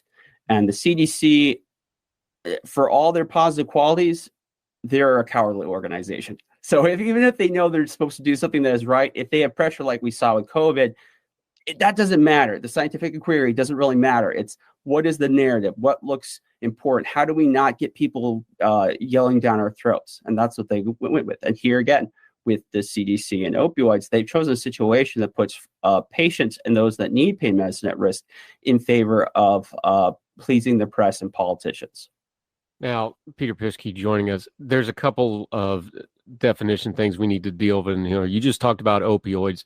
They're needed. They're good medicine when properly approved. Do we have a good handle on pain? I mean the word, because we all use it. We all know, well, okay, we know what pain is. That's everything from ouchie to I can't deal with this and you pass out. That's a wide spectrum. Do we need to have a better conversation about things like pain and distinguish that from chronic pain and pain, like somebody with end-stage bone cancer, which is in the most pain you can possibly be in as a human being, compared to somebody that's, lesser pain, that's acute pain that's going to go away in a day or two. Do we need a better discussion on that before we even get to the medication side of this? Probably. I think fundamentally that's a huge issue. I think Americans, we come from a very puritanical culture, and we come from a very can-do culture. And people, when they hear pain, Americans, they don't think, oh, he has pain, that's a medical necessity, we need to get on top of it. They often think, well, just tough it out. It's just pain. If you can just get through it, then there will be no adverse consequences. But that's not how it works. That's how people go into shock. It doesn't work that way. But that's what a lot of people think. And we need to understand modern medicine, as many tricks as we have in our tool bag, we do not have a good handle on pain. We are basically using 10th century technology to deal with the issue. And we haven't really found the silver bullet, kind of like we found with antibiotics to deal with infection. We don't really have that for pain yet. Maybe one day we will, maybe we will never. But we have to be honest about tools we have now and adjust our policies and regulations for the population we have now, and not pretend with what might be in the future, because the people are here this moment and they are suffering because you are not letting them get their basic pain prescription, and they might have been a disability patient for 20 years, or they might have documented end-stage cancer. It's ridiculous. Yeah, Peter Piskey joining us. You just mentioned it. We say things, I'm guilty of this too. I say things like regulation, guidelines, things like this. We blow past what they actually are. This stuff has to be written down, laws, especially regulations, especially medical guidelines. The black and white really matters. And the terminology in the black and white really matters. And you get into it in your piece in USA Today is what's supposed to be guidelines. And you already mentioned it. The CDC likes to make these broad pronouncements. So they make these pronouncements and then doctors adjust to it. The the drug companies adjust to it. The patients are trying to adjust to it. Are the actual written down black and white regulations matching what they're saying? Because that's part of the problem here too. For the most part, no. There are a few tweaks that are positive, and we're glad they're there. But for the most part, no. Mostly, that's the hardest part of this new guideline is when they did the presser, when the head of the NCIPC, that's the National Center for Injury Prevention, they're the group in charge of guidelines. When they went out there, they said, "Oh, we're doing this to help pain patients. Shouldn't ban your pain patients, et cetera." That's the front. But then you go into the part that people actually look like, and they know this. They have all the data we do. They know how all this works, and that's the part that matters, and that's the one that's two-faced. And I know many people want to give them credit for the tweaks they have made, and those are good. But it's if the meteor is heading towards Earth and you knock a few chips off it, it's still a great huge ball of death coming at you. That doesn't solve the problem, and the problem is we have a massive issue of people not being able to access pain medicines and those around it for very serious issues, and that's just hurting a lot of people. The CDC know it, but the CDC don't want to take the responsibility of what it would take to undo this, or at least tell people, please knock it off. There are legitimate people that need this, and that actually means you might have to change your laws or how you handle the situation.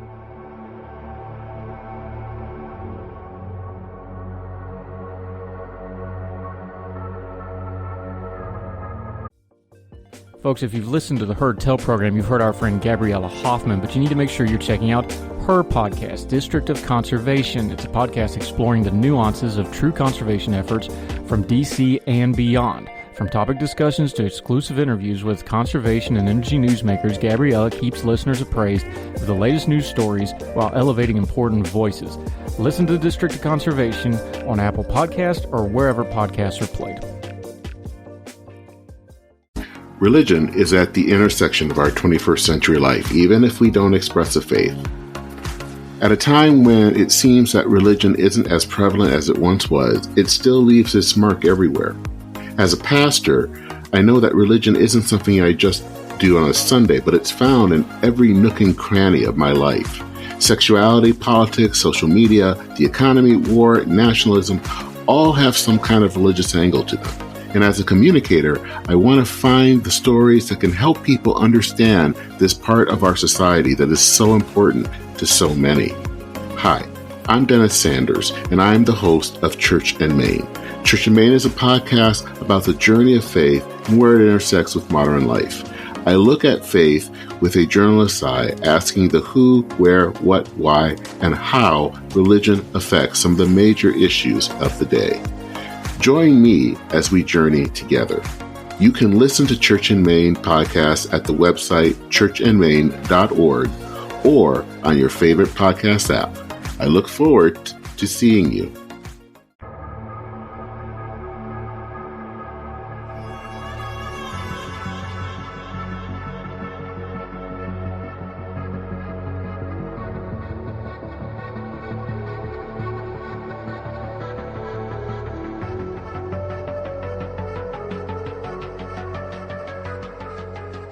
Yeah, Peter Pitsky joining us, journalist, writer, good friend of the programs.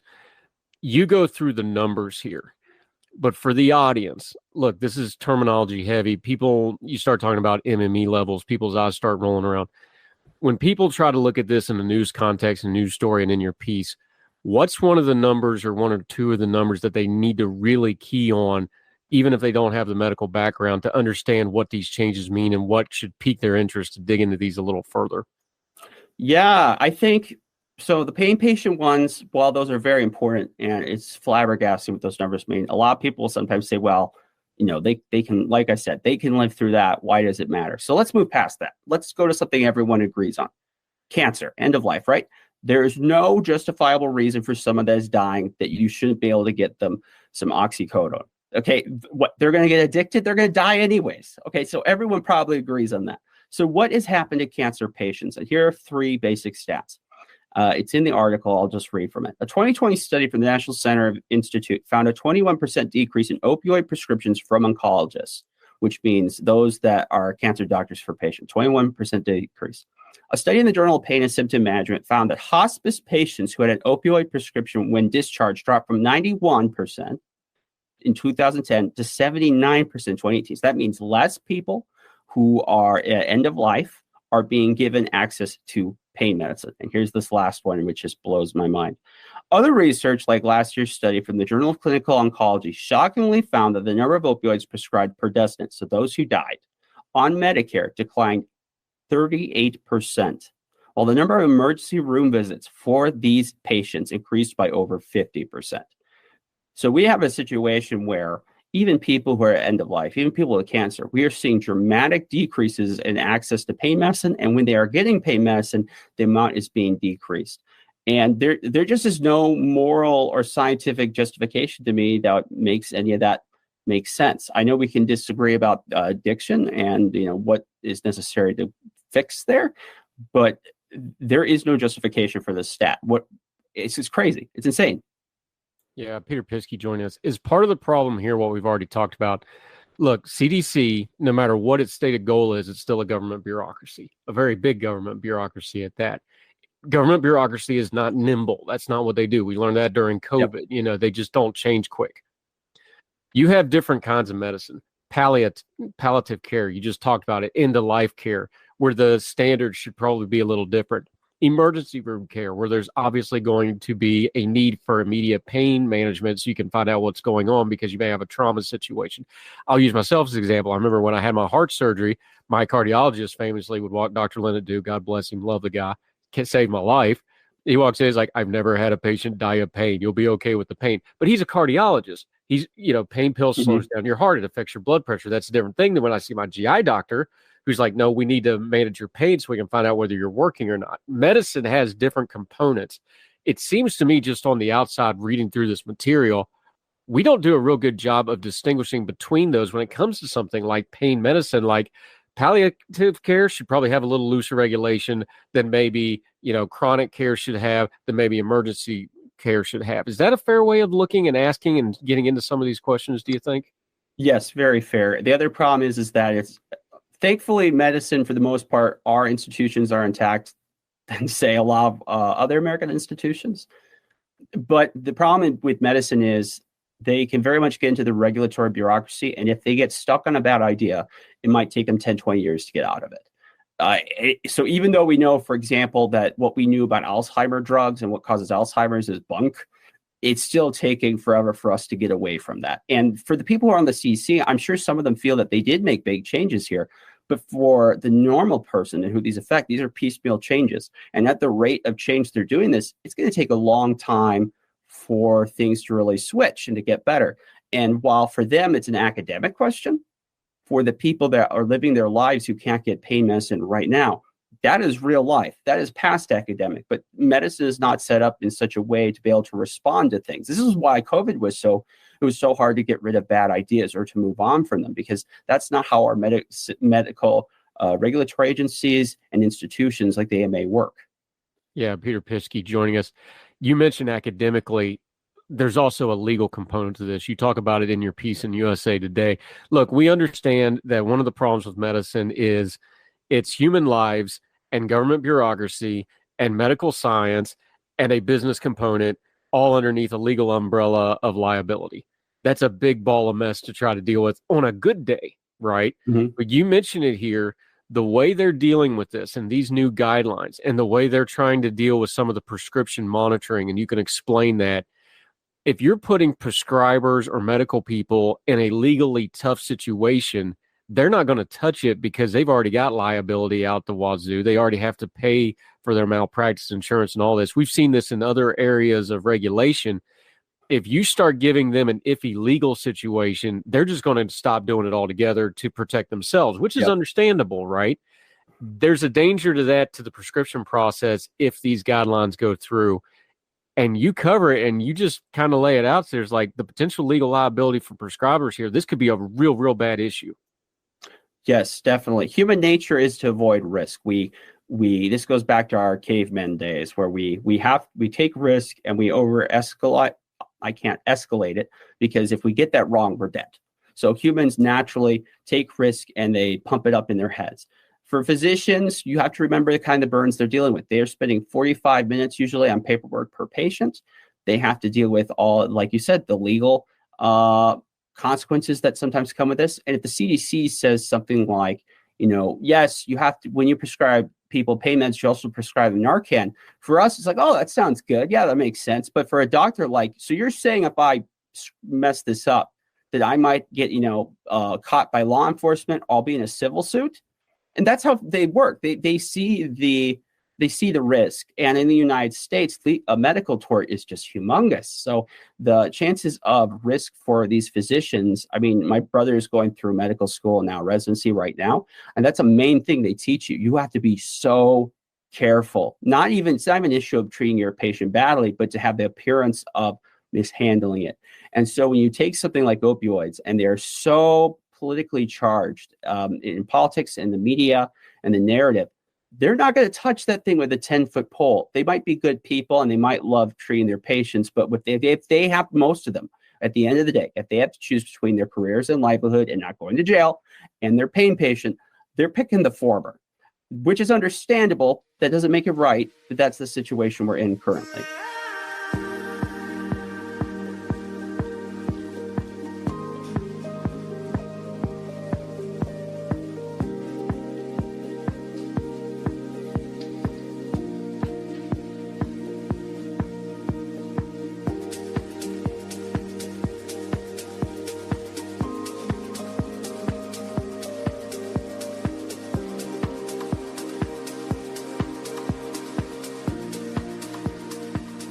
Yeah, Peter Pitschke. You talked about another thing in your piece that I think is really important to talk about.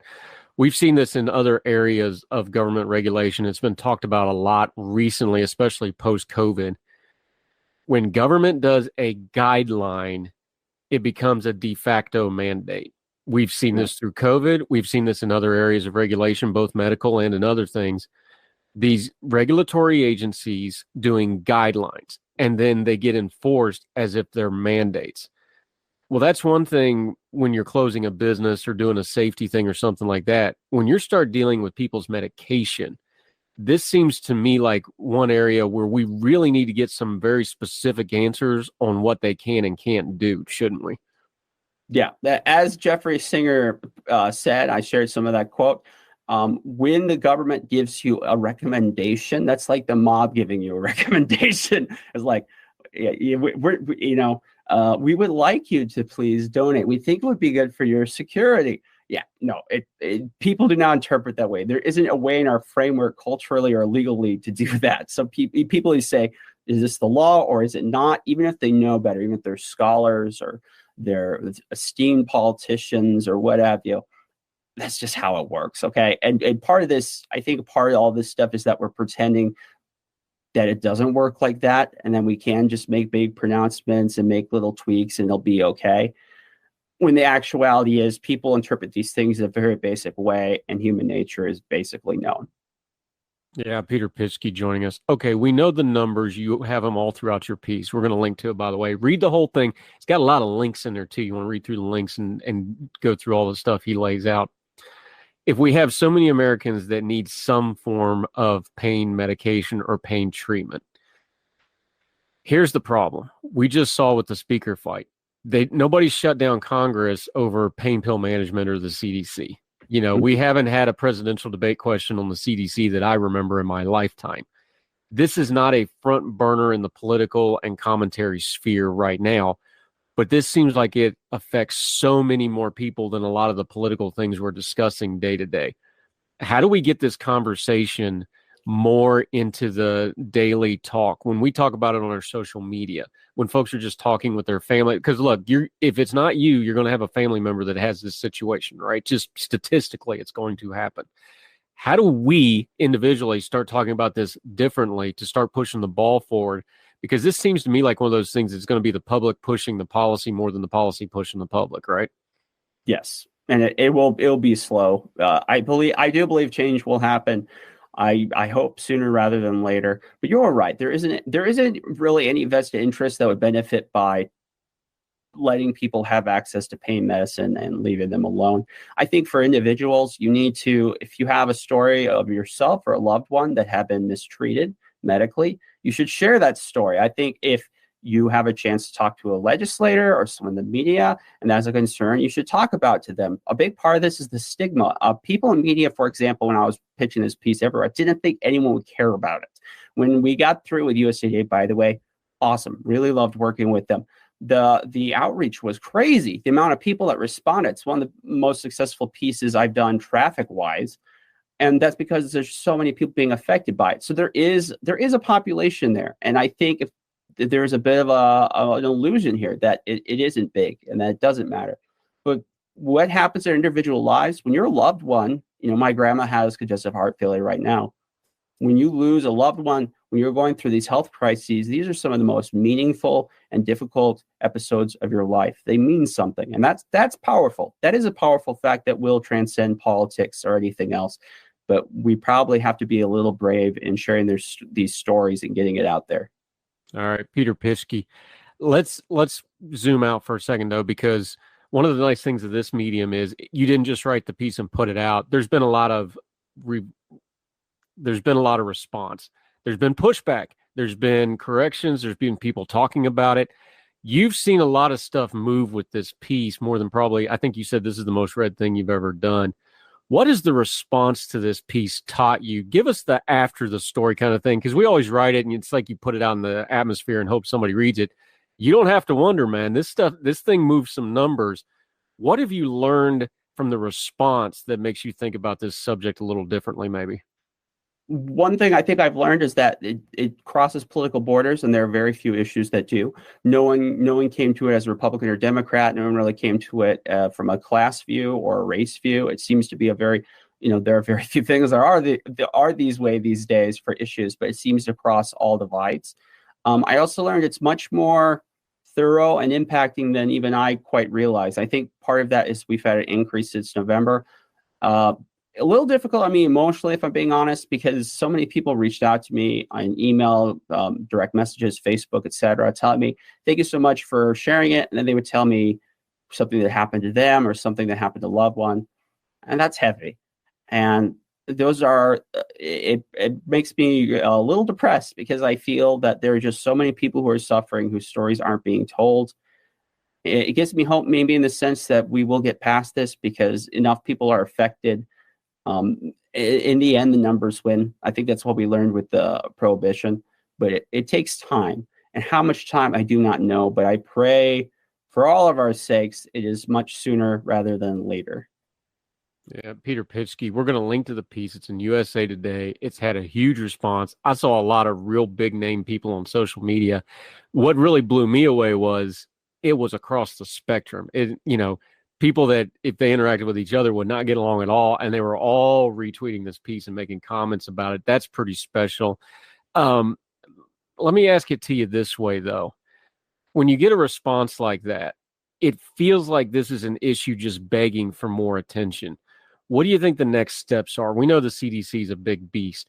We got kind of a divided Congress. Is it going to be a local levels? You mentioned in your piece, there's some like 38 state legislatures that are already legislatively reacting to this. Is it going to be a legislative fix at the state level? Is it going to be a policy fix in the national level? What do you think the next steps are for this subject? National could solve it, but they aren't going to take it up because they don't like doing their job on anything, let alone something unpopular. Their best bet, things will change is statewide. And we don't quite know because we've had some amazing laws passed the last 2 years.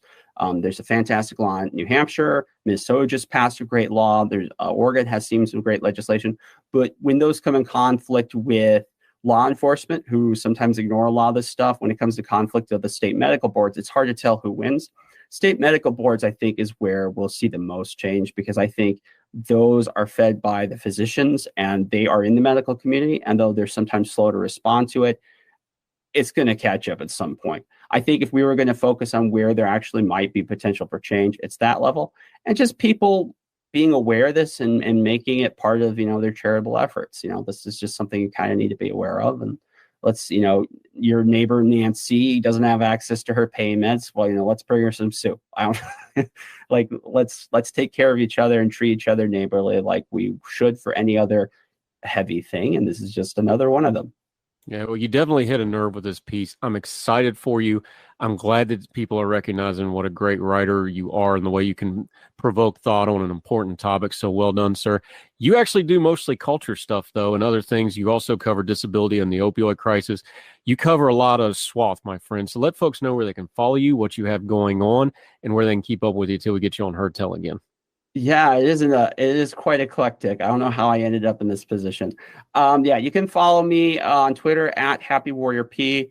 I do write. I kind of get all over the place. So you can usually find me on Google or find me on Twitter. I do a culture podcast, Culturescape, which is kind of fun. I just pretty much do that just for me, just because I like the topic. But yeah, and I appreciate you saying that. I love your work, Andrew. It's been an honor to be able to interact with you. I wish I had better news. I'm glad that people are gelling with this article, but at the same time, it's like, oh shoot, this is not good. This situation is really bad, and I just wish it wasn't this way. Yeah, the military term is you screw yourself into a job. So now people are going to be like, hey, write me another piece on that over and over again. But the flip side of that is it's really important, and you stumbled onto something that you both care about and you are knowledgeable on, and it really hit a vein. So just please keep the good work coming. Culturescape podcast, something he does as well. A lot of fun. Make sure you're following that. He's a Young Voices contributor. We're going to have him on anytime he wants to come on because he's a great writer, good reporter. Peter Pitchke, thank you so much for the time, sir. Oh, thank you. Yes, sir.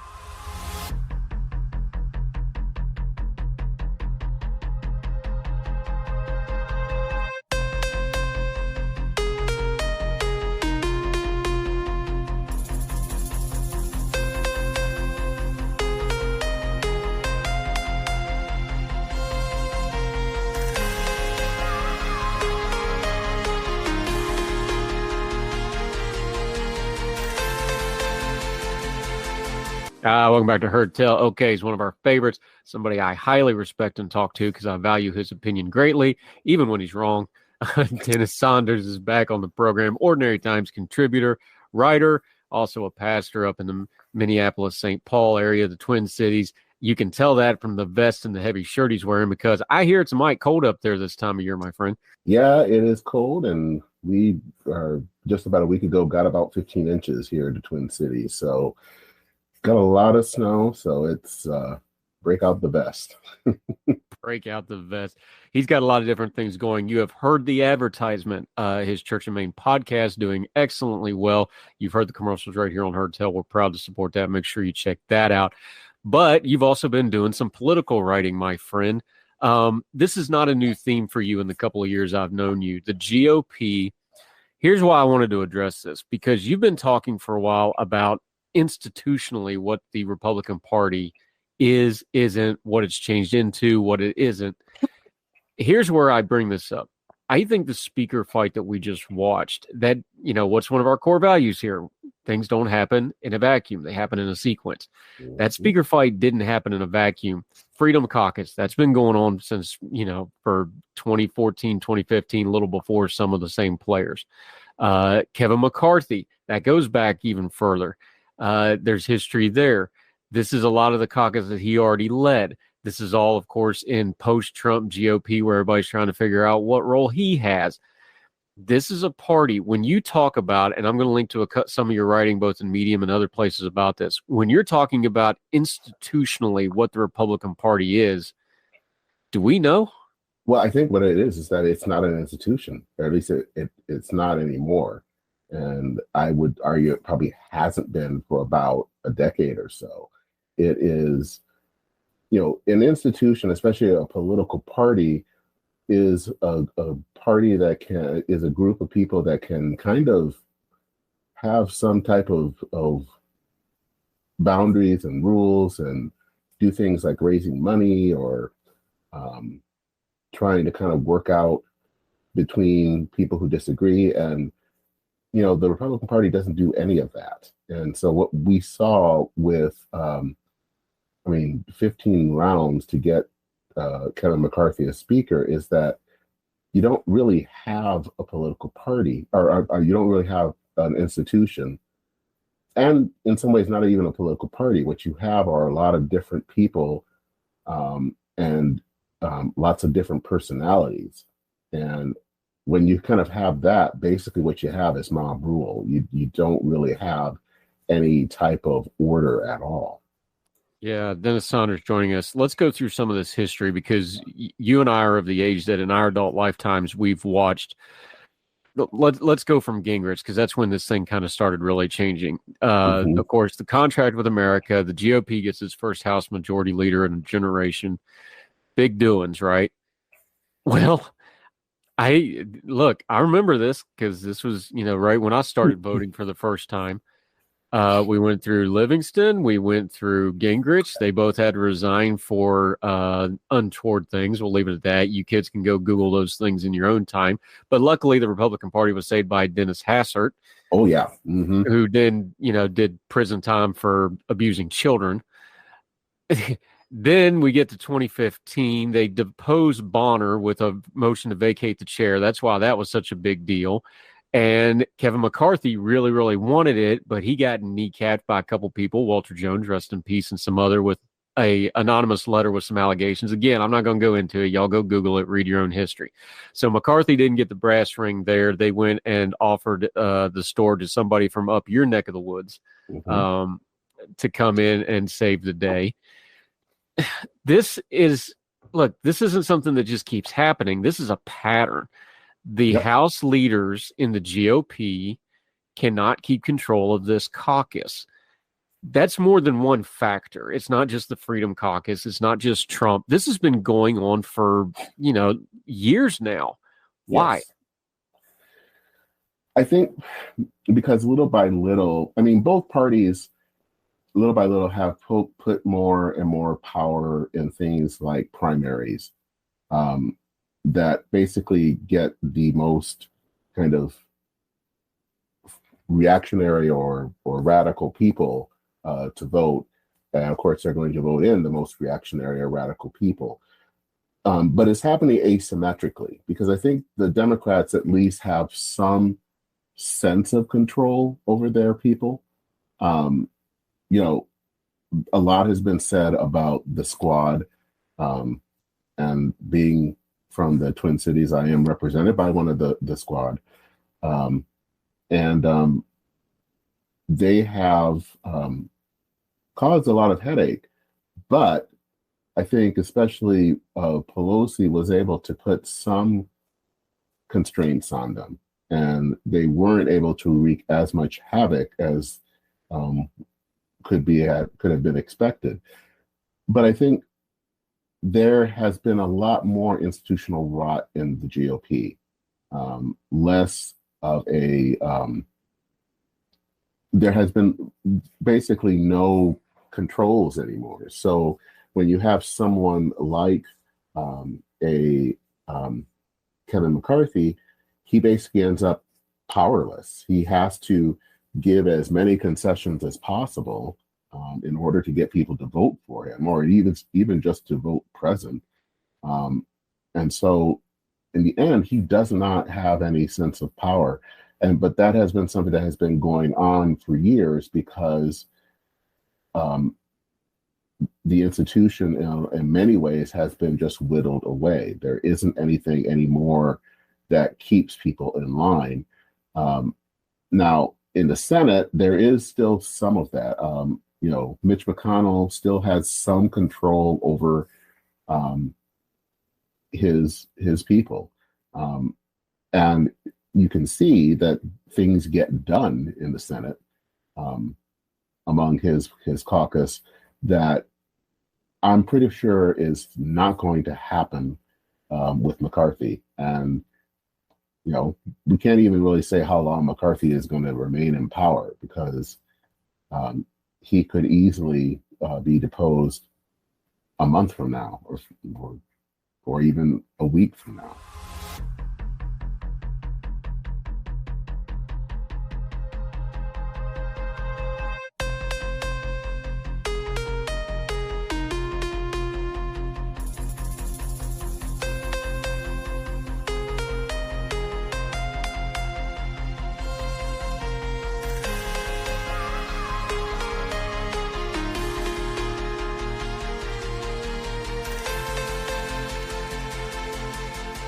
Yeah, Dennis Saunders joining us. This is part of institutional political party too, though. The rules package. I know people don't want to talk about it. The motion to vacate the chair has been something that's been talked to. We just talked about it. This is how John Boehner was doing things, and people didn't like how John Boehner was doing things. So this is how they got rid of him.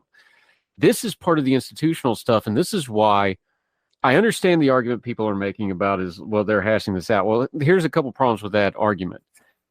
Kevin McCarthy was the minority leader of mostly this same group of people, with a couple of exceptions of who just came in with this election, but ideologically those aren't very different. He even made a joke about it to Hakeem Jeffries, and everybody laughed. He said, look, I had 100% of this caucus 2 years ago. See what happened. Well, yeah, we saw what happened. You're the same guy with the same people. You didn't really have control of them. You didn't really have leadership of them. Forget the politics. I'm just talking basic leadership. This is the same group of people. It wasn't just that. He's had years to work on this. He's been working on this for years, and he couldn't get it done with this group of people. That's part of what we're talking about, the levers of power, actually welding power.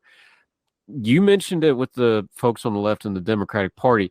The conservative and right-leaning folks will all go, well, of course, they're more ideologically aligned. I'm not sure that's really true. I think they just have a better handle on things. And yes, there's some more ideological alignment, but part of that's because y'all haven't kept your folks in line, and you don't have the leadership to keep them in line. Is that a fair way to put it? Yeah, I would actually go and say there probably are people that want to keep people in line, but I don't think that they have necessarily the power or the structure to do so anymore. One of the things that has always bothered me when people are commenting about Republicans, especially Republicans in the House, when it comes, especially during the Trump years, is that, well, why didn't they stand up to Trump? Well, the fact is, there were a lot of representatives that did stand up to Trump. Mark Sanford did. So did Peter Meyer. So did Jamie Herrera Butler. Of course, all of those people are no longer in Congress. And the problem is that those people, they do stand up, but they get primaried because these people, they will find someone that will run against them. And because, of course, there is no structure, there's nothing there to protect those members in a way that, let's say, if a Democrat were somewhat critical, would be somewhat protected from their leadership. The leadership in the GOP that just doesn't have that power. And so not only do they have the power there to protect people, but they don't have a power of reining people in. Marjorie Taylor Greene lost her committee assignments in the Democratic Congress. That's not going to happen now. One, because McCarthy needs her, but two, she's quite powerful. I mean, I'm not powerful from an institutional standpoint, but powerful from a personal standpoint, because she has a following and people will go after him. And so that type of loss of structure means you can't control anyone, and you also can't speak up for when something is going wrong, because there's just nothing there. All it is pure personality. Yeah, Dennis Saunders joining us. Let's talk about that for a second when it comes to the Republican Party. And the Democrats have this too. So y'all want to say, well, what? I understand that. We're just not talking about them right now. We can talk about them some other time. Mm-hmm. Congress, you always have a couple cranks because there's always these little pockets of the country where you just get a wackadoo that's in Congress for 40 years. It's always been that way. You can go back to the first Congress. You can go back to the 1800s, the 1900s, whatever. There's always been these folks on here. The problem now is with nationalization. Now, when you get a Matt Gaetz or you get a Lauren Boebert, they're fundraising off whatever's going on camera in real time. Matt Gaetz should not be able to hold up a speaker vote by himself. But that just happened because it's changed. What you just taught, Marjorie Taylor Greene, of course, is a little smarter than the rest of them. She buddied up to McCarthy because she wants those committee assignments back. Let's all be adults about that. But she switched sides because she's like, oh, I can go to them and I can get power back. I'm going to get power that way. People like Gaetz and Boebert, they don't care. They just want power through the attention. but they get power through the attention, and that's the change I don't think we've really dealt with. So to be fair, and I'm all for bashing McCarthy because he authored this play himself. However, I think that part of it's just beyond his control. It's changed, and the GOP has been so driven in the Trump era by this stuff. I don't know that you can have any institutional control over that. Is that a fair way to put it? Yeah, I don't think you can have any institutional control right now. And I don't even know if you are ever going to have institutional control. One of the things I think that kind of going back to Donald Trump is that I think Trump is not a smart person, but he is a cagey person. He has that kind of animal instinct. And one of the things I think he sensed early on was that the GOP didn't really have a structure and that he could just come in and take it over. And that is exactly what he did. And also now you have a whole bunch of kind of little Trumps that are coming in doing the same thing. They know that there is no structure. They know that they won't be punished for acting like a jackass on national television. Because they will probably be rewarded. So as long as there's not anything there, they can do what they want. And the thing about institutions, I think that they are pretty easy to knock down. And I think this is within the GOP has been the structure has been knocked down over years, but it takes a heck of a long time to rebuild institutional structure. And so I don't see us rebuilding a structure within the GOP within the next 5 years or so. I mean, you can start, but it's going to take a long time. And in the meantime, you're going to have people like Lauren Boebert and Matt Gaetz just kind of taking a wrecking ball to the American political system. Yeah, Dennis Saunders joined it. Look, the easy thing to go is just sit back and go, not my circus, not my monkeys. I'm not cleaning this mess up. Look, you can chisel unaffiliated voter on my voter card. It's not changing anytime soon. It's been that way for a while. Mm-hmm. So it would be easy for me to just say that. However, it is unhealthy for the country for the GOP to be in this state, regardless of what your political persuasion is. I don't think they have a bit of appetite for any kind of institutional control. To be fair, I don't think they could do it if they wanted to with the current leadership, even if they had an appetite to do it. It's going to take some outside leader, not outside as in not Republican, but outside of not this current group, to come in, take control of the whole thing, and redo it. This is always going to be personality based from now on, or at least in the near future. So if you got a strong leader, you'll have a strong party. When you don't have a strong leader, you won't have a strong party. That looks like a cycle that's going to continue for a while. Yes. Yeah. I mean, I think it's going to take at least 10 or 15 years to get in a new crop of people that are going to be able to build something. Again, because it just takes a long time to rebuild all of these things. You have to, one, I don't know if we even have the institutional memory. And then two, you have to kind of grow new leaders that can actually kind of come up with different ways and also have something that can kind of depose the current system, if you can call it a system. But I think we're just going to have to kind of deal with the political system as it is right now, which is a mess. And it's going to be a mess, again, because in some ways, I think the GOP hasn't spent the time trying to preserve parts of the system, with very few examples. The only example of someone that I think is trying to preserve some sort of a sense of order in the system, again, is Mitch McConnell. But other than that, there is nothing left, and you're just going to have to rebuild. And rebuilding anything takes time. And in the meantime, it's just going to be sheer hell.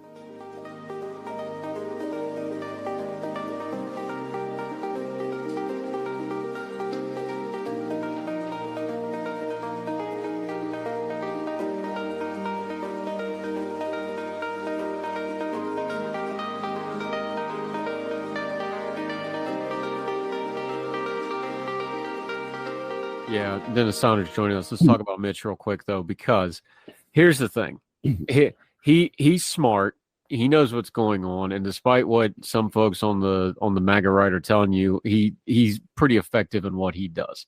Yes. There is nothing that Donald Trump accomplished that didn't go through Mitch McConnell. Sorry, that's just the facts. All those Supreme Court justices, all that. Mitch can read a calendar and he can read seats. He knows that if he can just hang in there for the next 2 years, all the heat's going to be on this GOP House. They're going to have a good look at getting the Senate back just because of the geography of it, because they got 6 or 7 swing states and or red states that are going to be very, very gettable. He's sitting there looking like, I'm going to get one more run at this majority leader. I may even get a Republican president if I'm lucky about it. And the GOP House is going to be a circus, and they're going to get all the heat, and I can just ride under the radar for a while. That's pretty much the plan, yeah? Yes, it is.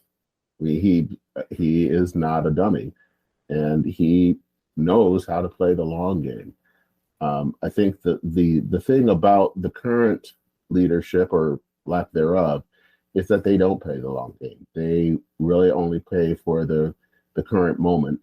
And, basically they're in the business of fundraising and getting clicks.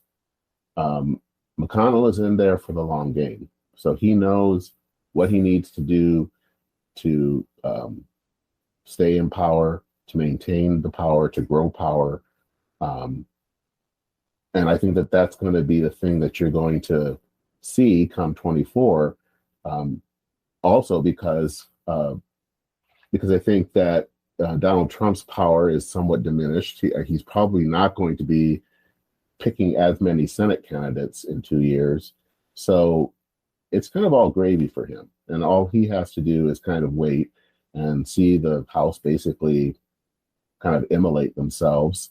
And he's there to pick up the pieces. Yeah, Dennis Saunders. I hate to project because we're always wrong when we project, but I'm just looking at the calendar here. We have the debt limit coming up in August. We already know that that's a non-starter for the same people that just, McCarthy just had to give the House away.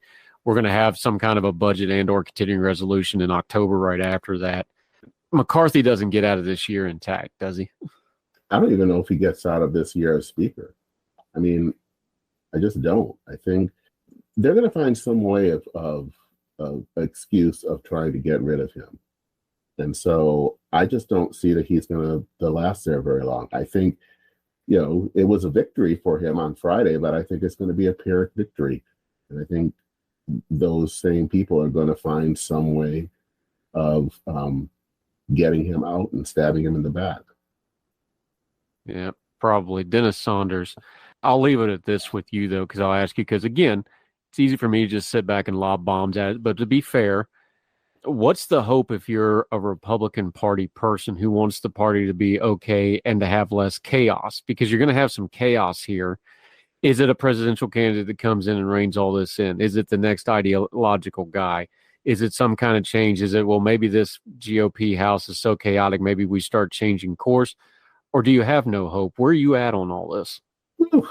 I'm kind of all over the place. I think there is some hope at the state level.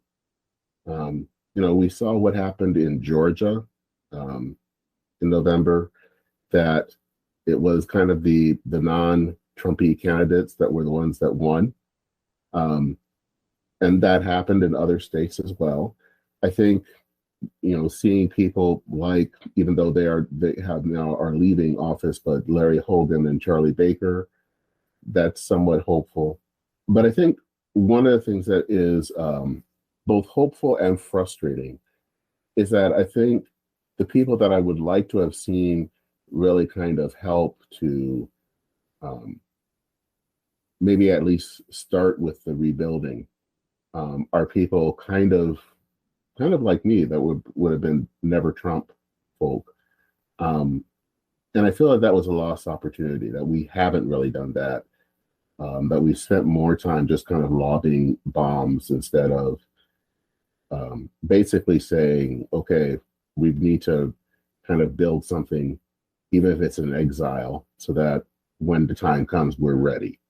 And that hasn't been done. I think that for whatever reason, maybe it's just anger at what has happened over the last few years, but we haven't spent that time really trying to build the structure, trying to find candidates that can be a better alternative. And so that's kind of a lost hope there. So I think that the picture for me is mixed. I think there's still some hope at the state level that can, I think, make some kind of maintain kind of, or at least present a different alternative than what's happening in Washington. But at least at the national level, I won't say there is no hope, but I think it's one of the things where you just have to be patient, and it's going to be a long time, and it's going to be ugly, and it's going to be frustrating. Yeah, well, you don't have a long time because we got a presidential election cycle underway right now. So good luck to that. We'll see how that all shakes out. Dennis Saunders, one of our good friends, talking a little GOP. This time, we'll spend a little time bashing the other side. Next time, just for equal time. But it's good to talk about this instead of some of the other stuff we've had to talk about before, my friend. Let folks know where they can follow you. They can hear your advertisement for your podcast, but you got 3 or 4 different things going on that really touch on some good stuff I think somebody needs to touch on, and I like hearing your opinion on it. Let folks know where they can find you, follow you, what you got going on until we get you back on Heard Tell again. Sure. Well, you can look at my Substack that has my podcast and also my some articles that I write on religious issues, and that is at Church and Main, all one word, .substack.com. You can also go to the website. It's kind of a direct website for the podcast at churchandmain.org.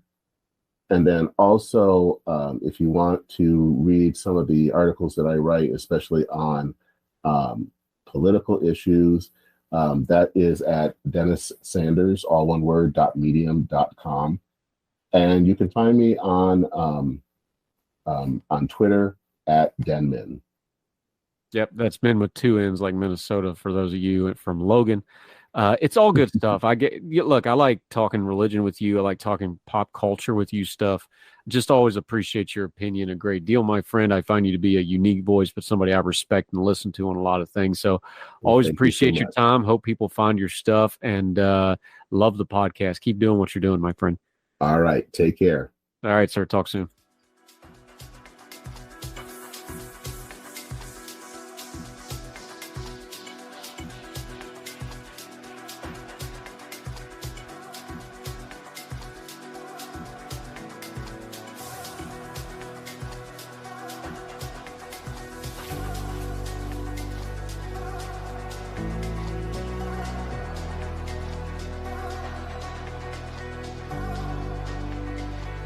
Welcome back to Heard Tell. Let's talk some economics. Every time we talk economics, we go get an actual economist. What a concept, huh? And this here be one of those certified bona fide economists, fellas. He works for a government agency, but these are his and his alone opinions. We love having him on. He's one of our favorites. And because I know it annoys him greatly, I will call him Dr. Stephen Popick. How are you, sir? It's not so bad. I'm doing great today. It's a beautiful Friday. A little bit chilly here in D.C. Hey, you show up in a collared shirt, we're actually going to give you the nomenclature. You look halfway professional today, my friend. To be fair, I have a work meeting after this, so I need to look professional. Yeah, every now and then I'll be dressed up doing one of these, and somebody's like, "Why are you wearing a tie?" It's like, "Well, I had a TV hit right after that, so I had to like dress up or something." So if I'm dressed up on Heard Tell, I got a media hit right after or right before or something like that. All right, brother. Hope you're having a good New Year. New Year, same problems. I want to start here. We talk every time you come on here. I talk about like the numbers and how this just spins our head and explain. I think we need to just start with some basic building blocks of how an economy actually works, because we hear bits and pieces of the news story and we don't put them all together. We know the financial success for a person in life has a very basic formula to it. Vaguely, there's some exceptions, but the rule is education, job, housing. That's the 3-legged stool for financial success, give or take. Now, there's other factors, and there's stability and what kind of career and whatever. But those are the 3 things, right? Well, we have a weird labor market and we have a housing crisis that we don't really want to talk about outside of, the nerdosphere that keeps bringing it up and trying to get it into the conversation. Yep. If we're going to have a healthy economy, at some point we need to talk about these basic building blocks things like housing, and not just the unemployment number, but employment that can get folks into the housing, which gives them equity, which is much more important than income equity, because that continues. This is the basic stuff of economics we don't spend a lot of time talking about, even among economists. So here, let's break down one thing you didn't say that was important about housing, right? If there's jobs over here, people that are over here need to go somewhere and potentially live near where the jobs are. Now, there are the remote jobs these days, but let's talk about the vast majority of workers that are not working remotely or working from home, right? To that extent. Solving the housing problem means that we have better labor mobility to go to places where the jobs are. And without that, you don't have a well-functioning labor market, right? Because the people that you want to have working in your city can't get to your city because your city doesn't have housing, or the housing is way too bloody expensive. And the truth is, this is not a national level solution. It's not a national level solution in the UK.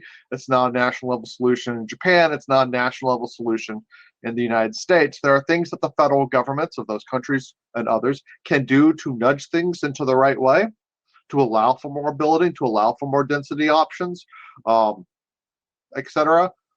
But these are fundamentally things that happen at the local level with our local politicians, the folks that actually do things that we never hear about. And it's these local level decisions that oftentimes are preventing the development of housing, or the types of housing that our cities and countries and counties need. Yeah, and let's talk about the local part of that real quick. San Francisco legendarily has some of the strictest building codes in America. It's really hard to build something new in San Francisco, not just because it's extraordinarily expensive, but because and earthquake prone. And the earth. And look, that's something they don't. Yeah. That's something they don't talk about. You have to build something much differently there because of the earthquake stuff. If you build on the beach, you got to build at hurricane strength. That's part of it. But they have super strict building codes. They have strict building codes. They have historical building codes where you have to fit into the neighborhoods. All this. It's really hard to build there. Then you go to like a suburb of Houston where there's almost no rules. Yeah, and you can build almost anything you want. Most of the residential land in San Fran is zoned single family.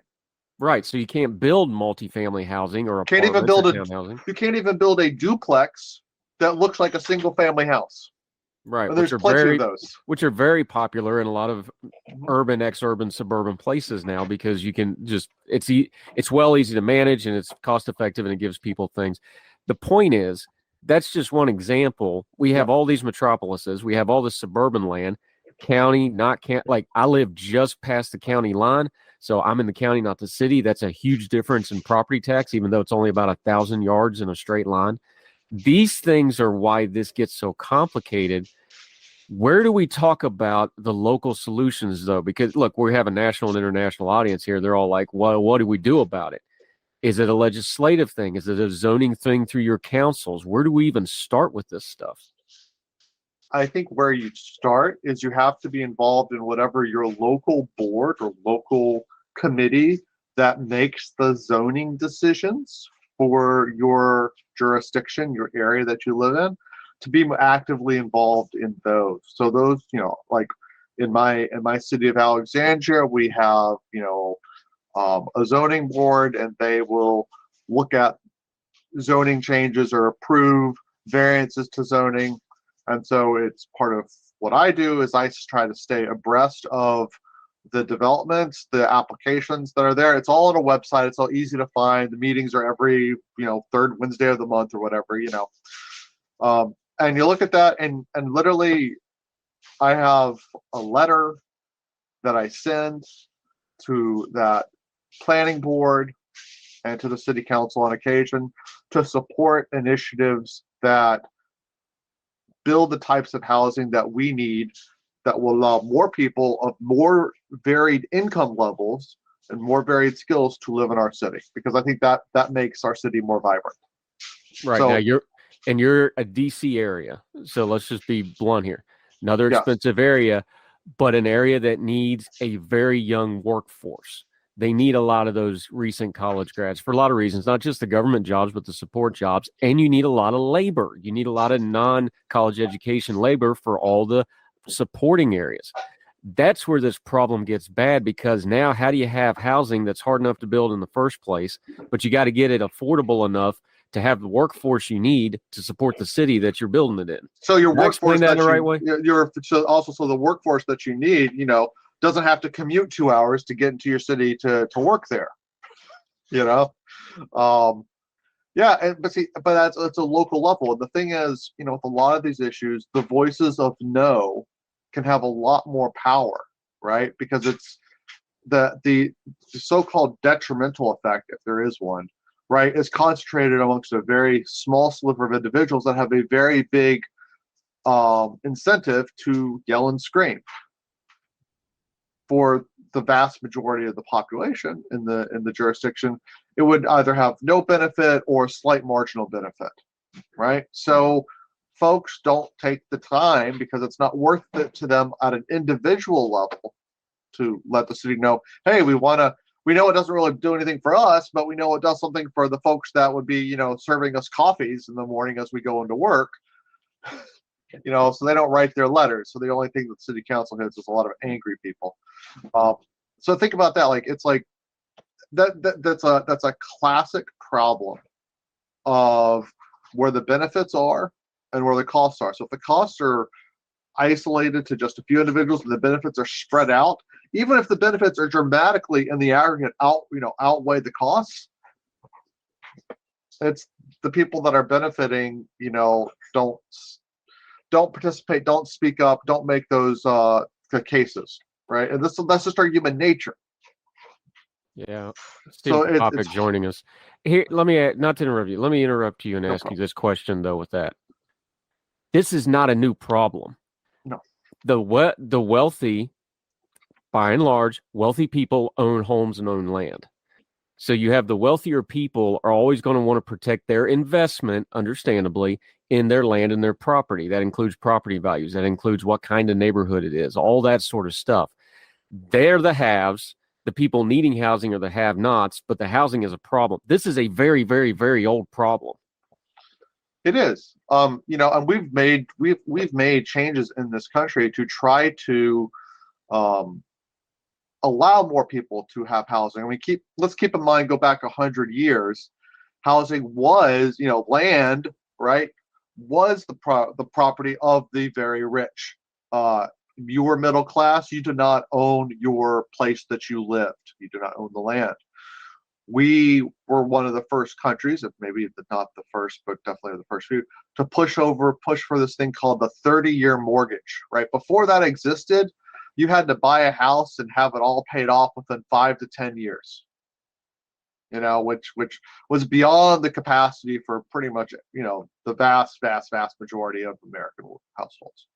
So now we get this 30-year mortgage backed by the government to some degree. That becomes an option. That does allow for homes to be more affordable to a larger swath of the population. That is why today you have probably about, I think it's around probably a 66, 67, 68% home ownership rate, right? So the median U.S. household owns their house, or at least has a mortgage on their house. This is in contrast to a lot of other countries that don't have the 30-year mortgage, and you can find those, and they still have sort of those more antiquated systems, and it's more traditional for people to rent. Now, those countries where it's more traditional for people to rent have other vehicles to allow people to build wealth, and their housing markets aren't completely as wackadoodle as ours. How do we talk about this? Stephen Popotnick joining us, economist. How do we talk about this as the problem it is? Because we've talked about it before. The housing crisis is not of the last few years. It's not of the last administration or this administration. This has been going on for a while, but it's going to be a huge problem going forward. Here's the thing. We know this is right up your alley. This is what you do for a living. Housing is used for an indicator for a reason, because if you build a house, it's not just the house that the family's going to live in. It doesn't matter if it's an apartment or a townhome or a multifamily or single family home. It's the same formula. There's something like 26 trades go into building one house. There's all the materials that go in this. There's the economic, all those trades jobs everybody wants to keep getting more and more of. That's an indicator of whether those are doing well or not. Are we building houses? Because you got to have all those trades to build a house. So that's an indicator. And all the things that you go to the department stores or Amazon to buy to fill up said house. Right. So housing's such an indicator. Why do we have this cognitive disconnect of going, we have a housing issue. There's no way this isn't an economic issue going forward if you don't fix your housing issues as you go along. I know an economist can do that, but in the discourse, we can't seem to put those two things together. We can't, again, it is, you have folks who like the neighborhoods that they have, who like the places where they live, and they don't like to see them change, and that's human nature, and that's understandable. But when you don't want to see something change, as an example, we have a development here in Alexandria that was primarily for some of our lower income families, and the owners of that property wanted to expand it, make it a little bit taller, add 2 more stories to it, essentially. And the folks right around where that development was, it's a very nice development, pitched a fit, saying it would change their property values, it would alter their views, they'd be more shade, it would be not as good, right? And so it was you someone who's 2 miles away doesn't even know about that, but again, like that's I think that ultimately is the issue. The costs are borne, right, by a very small sliver of folks that have a very big incentive to be upset. And I don't even know if they're right to be upset, but they are upset. They have reasons for it. I understand those reasons. And then the benefits are spread more diffusely. That's all. This is a problem as old as government.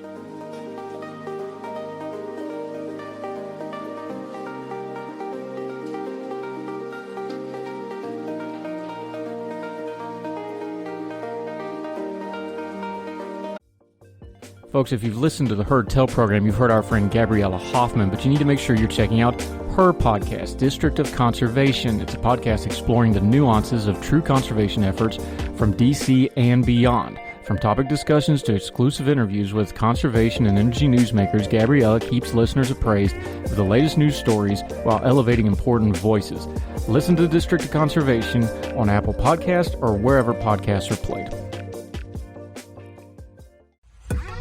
Folks, you've heard of Ethan Brown on the Heard Tell show a couple of different times, but if you're interested in learning about how to discuss things like climate change without all the politics and doom and gloom, head over to his podcast, The Sweaty Penguin.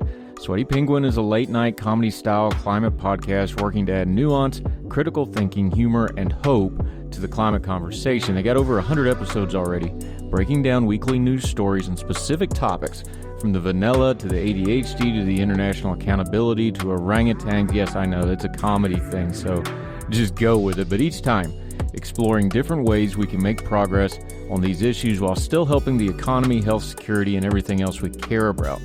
Feel overwhelmed, exhausted, or excluded by today's climate change discourse? This is the podcast for you. Find The Sweaty Penguin wherever you get your podcasts or at www.thesweatypenguin.com.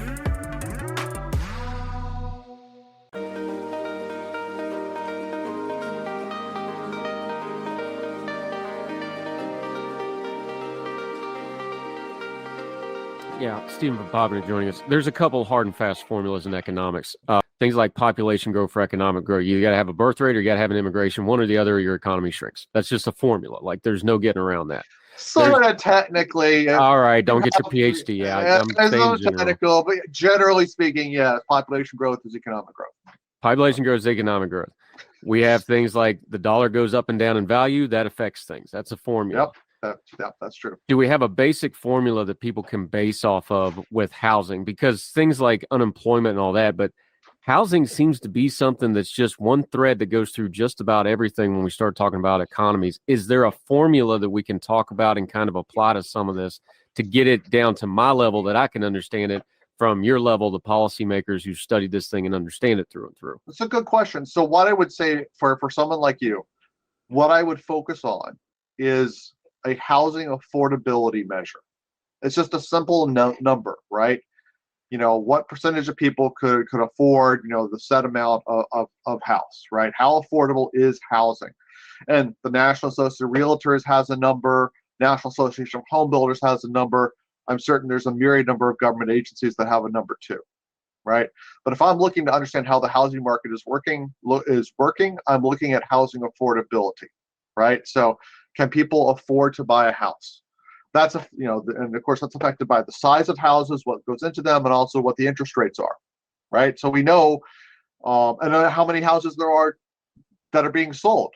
So we knew that a couple of years ago, right before COVID, we actually were having pretty decent housing affordability numbers. We still had a shortage of housing, but interest rates were so low that housing was more affordable to folks. That's good. We've seen a spike up in the lack of housing affordability, so to speak, in the last couple of years, thanks to continued declines in inventory being available. Obviously, house prices went up a lot and interest rates went up. And so that just means people are more locked in, right? So if I was focused on something, I would just look at, a standard housing affordability metric and see how that's changing over time. And, we could pick a measure to say, we think that the housing market was well functioning back here at this date. So that's our benchmark. And we're watching us if we're above our benchmark or below our benchmark. That might be the easiest heuristic for someone to look at. Yeah, Stephen Povnick, economist extraordinaire, talking how, okay, we've been talking about messaging, and the economics is a hard thing to message. On a good day, it's still hard to message. However, I've been critical of this particular presidential administration, the Biden administration, because I don't think their messaging on the economy has been very good at all. It's been bad, in my opinion. It's not been cohesive whatsoever. The president has come out and said this, and I'm going to quote him here. He's talking about 3.5 trillion. This is a Reuters article. I'll link to it. 3.5 trillion in manufacturing technology over the next decade. We all know how investment over the next decade sound bites work out, but that's neither here nor there. Here's the quote. Quote, "This is not about getting to a level spot. This is about going to a whole new plateau. We're the only country in the world who's come out of the crisis stronger than we went in." What the hell's the president talking about? So are you keying off the word plateau there? Here's the thing. I understand on an economic graph that there's plateaus. The problem is, in a post-Jimmy Carter America, nobody in America wants to hear the word plateau and economy at the same time, even if it's in a non-negative sense. Is that fair to say? We want to hear it's always sunrise in America again, to quote another president, right? Fair, but this is a comms thing, not a math problem. Do you want to say plateau to an economy that is actually not that bad on paper, but does have some dark spots, but the perception is that it's a mess, and the messaging is what bridges those two things together? I'm not sure this is the way to go about this. I wouldn't have called this a plateau. I would say that we're climbing back up the ladder again, right? That is what we're doing. And Biden is correct in the second part. Flip it. We're the only country in the world who's come out of the crisis stronger than we went in. We can argue that, but there are facts supporting that statement, that we have come out of the COVID recession in a much better overall position than most countries that are most similar to us, right? And you can make the very coherent and cogent argument. There are some factors that work against that, but as I said, you can make this argument and it's supportable. So I would have led personally with the second sentence and just left it at that. What he's talking about here is we just had an employment report drop literally this morning, about 2 hours ago, and it was a very good employment report. It didn't. We didn't unexpectedly miss expectations. We unexpectedly went beyond expectations and had a better job report than what we expect than what we might have been thinking about. We also positively saw that wage growth, which I know people want wage growth, but wage growth that's sort of been off of its own kilter, adding to inflationary pressures in the economy, we saw wage growth sort of coming back down. And the picture that you can paint from this is, it looks, based on the last couple of months, that we might be getting back to a 3% inflation rate economy, one that's sort of normal, one with a normal, well-functioning labor market, getting back up to almost where we were from at the beginning of the COVID crisis. So like this is a very positive jobs report. Jobs were up in a lot of different industries, and I said wage growth was starting to come down a bit. So we're starting to see those inflationary pressures tamper out. Could this be the mythical soft landing that the Fed's been trying to engineer? It could be. Now, you talk about the soft landing. We talked about this before. There's as much danger in coming off of inflation as there is in going up in inflation if it's not handled correctly, though, is there not? So you're talking about disinflation or deflation, right? Yeah.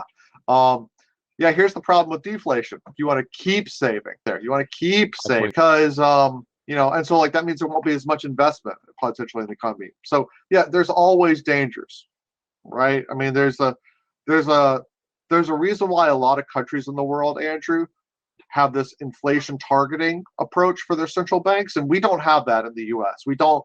Our central bank only has a dual mandate on inflation and employment, but there's not like a typical inflation target, right? But sort of unspoken, there's a general agreement that inflation at about 2 to 3 percentage points is kind of the sweet spot. So you sort of want to get back to that, but keep in mind that what the Fed's doing, Andrew, is they're using a lever that takes a lot of time to get moving to pull it down or pull it up, and a lot of time to stop the motion. So they're trying to predict where we're going to be 6 months, 9 months from now, and where they're making their decisions. So that's the danger, right? If they misread the situation, they keep the lever moving up a little bit too long or moving down too long, then we overshoot or undershoot, and we don't hit what we want to be.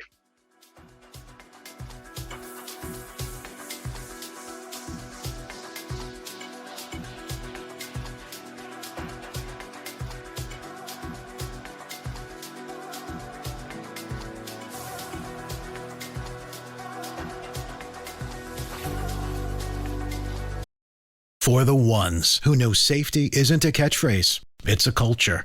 And the ones who help make sure everyone makes it home safe. For the safety-minded who watch everyone's backs, Grainger offers supplies and solutions for every industry, as well as safety assessments and training to keep your facilities safe and your people safer. Call, click Grainger.com, or just stop by. Grainger, for the ones who get it done.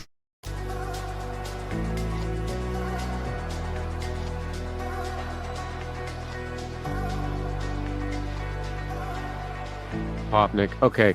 The big question everybody's concerned on, same question as last year, New Year, same problems, right? You've heard this once or twice in your life as an economist. SSDD. Are we going to have a R word? Is there going to be a recession in 2023? Okay, so I hate this word. I know.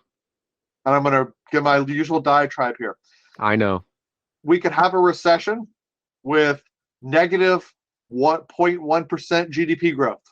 We would not have a recession with 0.1% GDP growth. It's literally the same economy, right? So we shouldn't be keying. I get why we key on it. It's an easy metric, but I think, an economic slowdown has costs just like an economic recession has costs. There are different degrees of it, so we shouldn't think about it as like, if we avoid the recession, woo, play the trumpets. That's great. But if we avoid the recession by barely avoiding it, there's still issues. So could we have a recession? Yes, absolutely. Could it be mild? Yes, absolutely. We've had recessions in the past that I think the average American was not even aware we had a recession, right? I'm thinking of like 1998 or around that time. We had a mini recession. It was kind of a blip. I don't think most people are registered on at the household level. But we could, certainly, have a deeper one, but I think that's relatively unlikely. Right now, the data are showing that if we're going to have a recession, it's going to be quick and mild. Of course, we're assuming that everything else right now holds, current trends hold, nothing else goes crazy, COVID 3.0 doesn't take off, Russia doesn't invade yet another country, all those other things that can happen in the world, an asteroid doesn't hit. Who knows? There is one of those things, though, that is happening right now that has changed things. China is reopening. That is going to change things in the global economy and for the U.S. economy as China reopens from their COVID lockdown. Yes. Yeah, so that is for the global economy, that's a positive thing, right? That means that, for example, maybe my component for my Sleep Number bed that's malfunctioning actually comes over on a ship. This is a very first world problems there, Captain Privilege, but point noted. I just, personal example of how the supply chain crises are still going on, are still affecting people.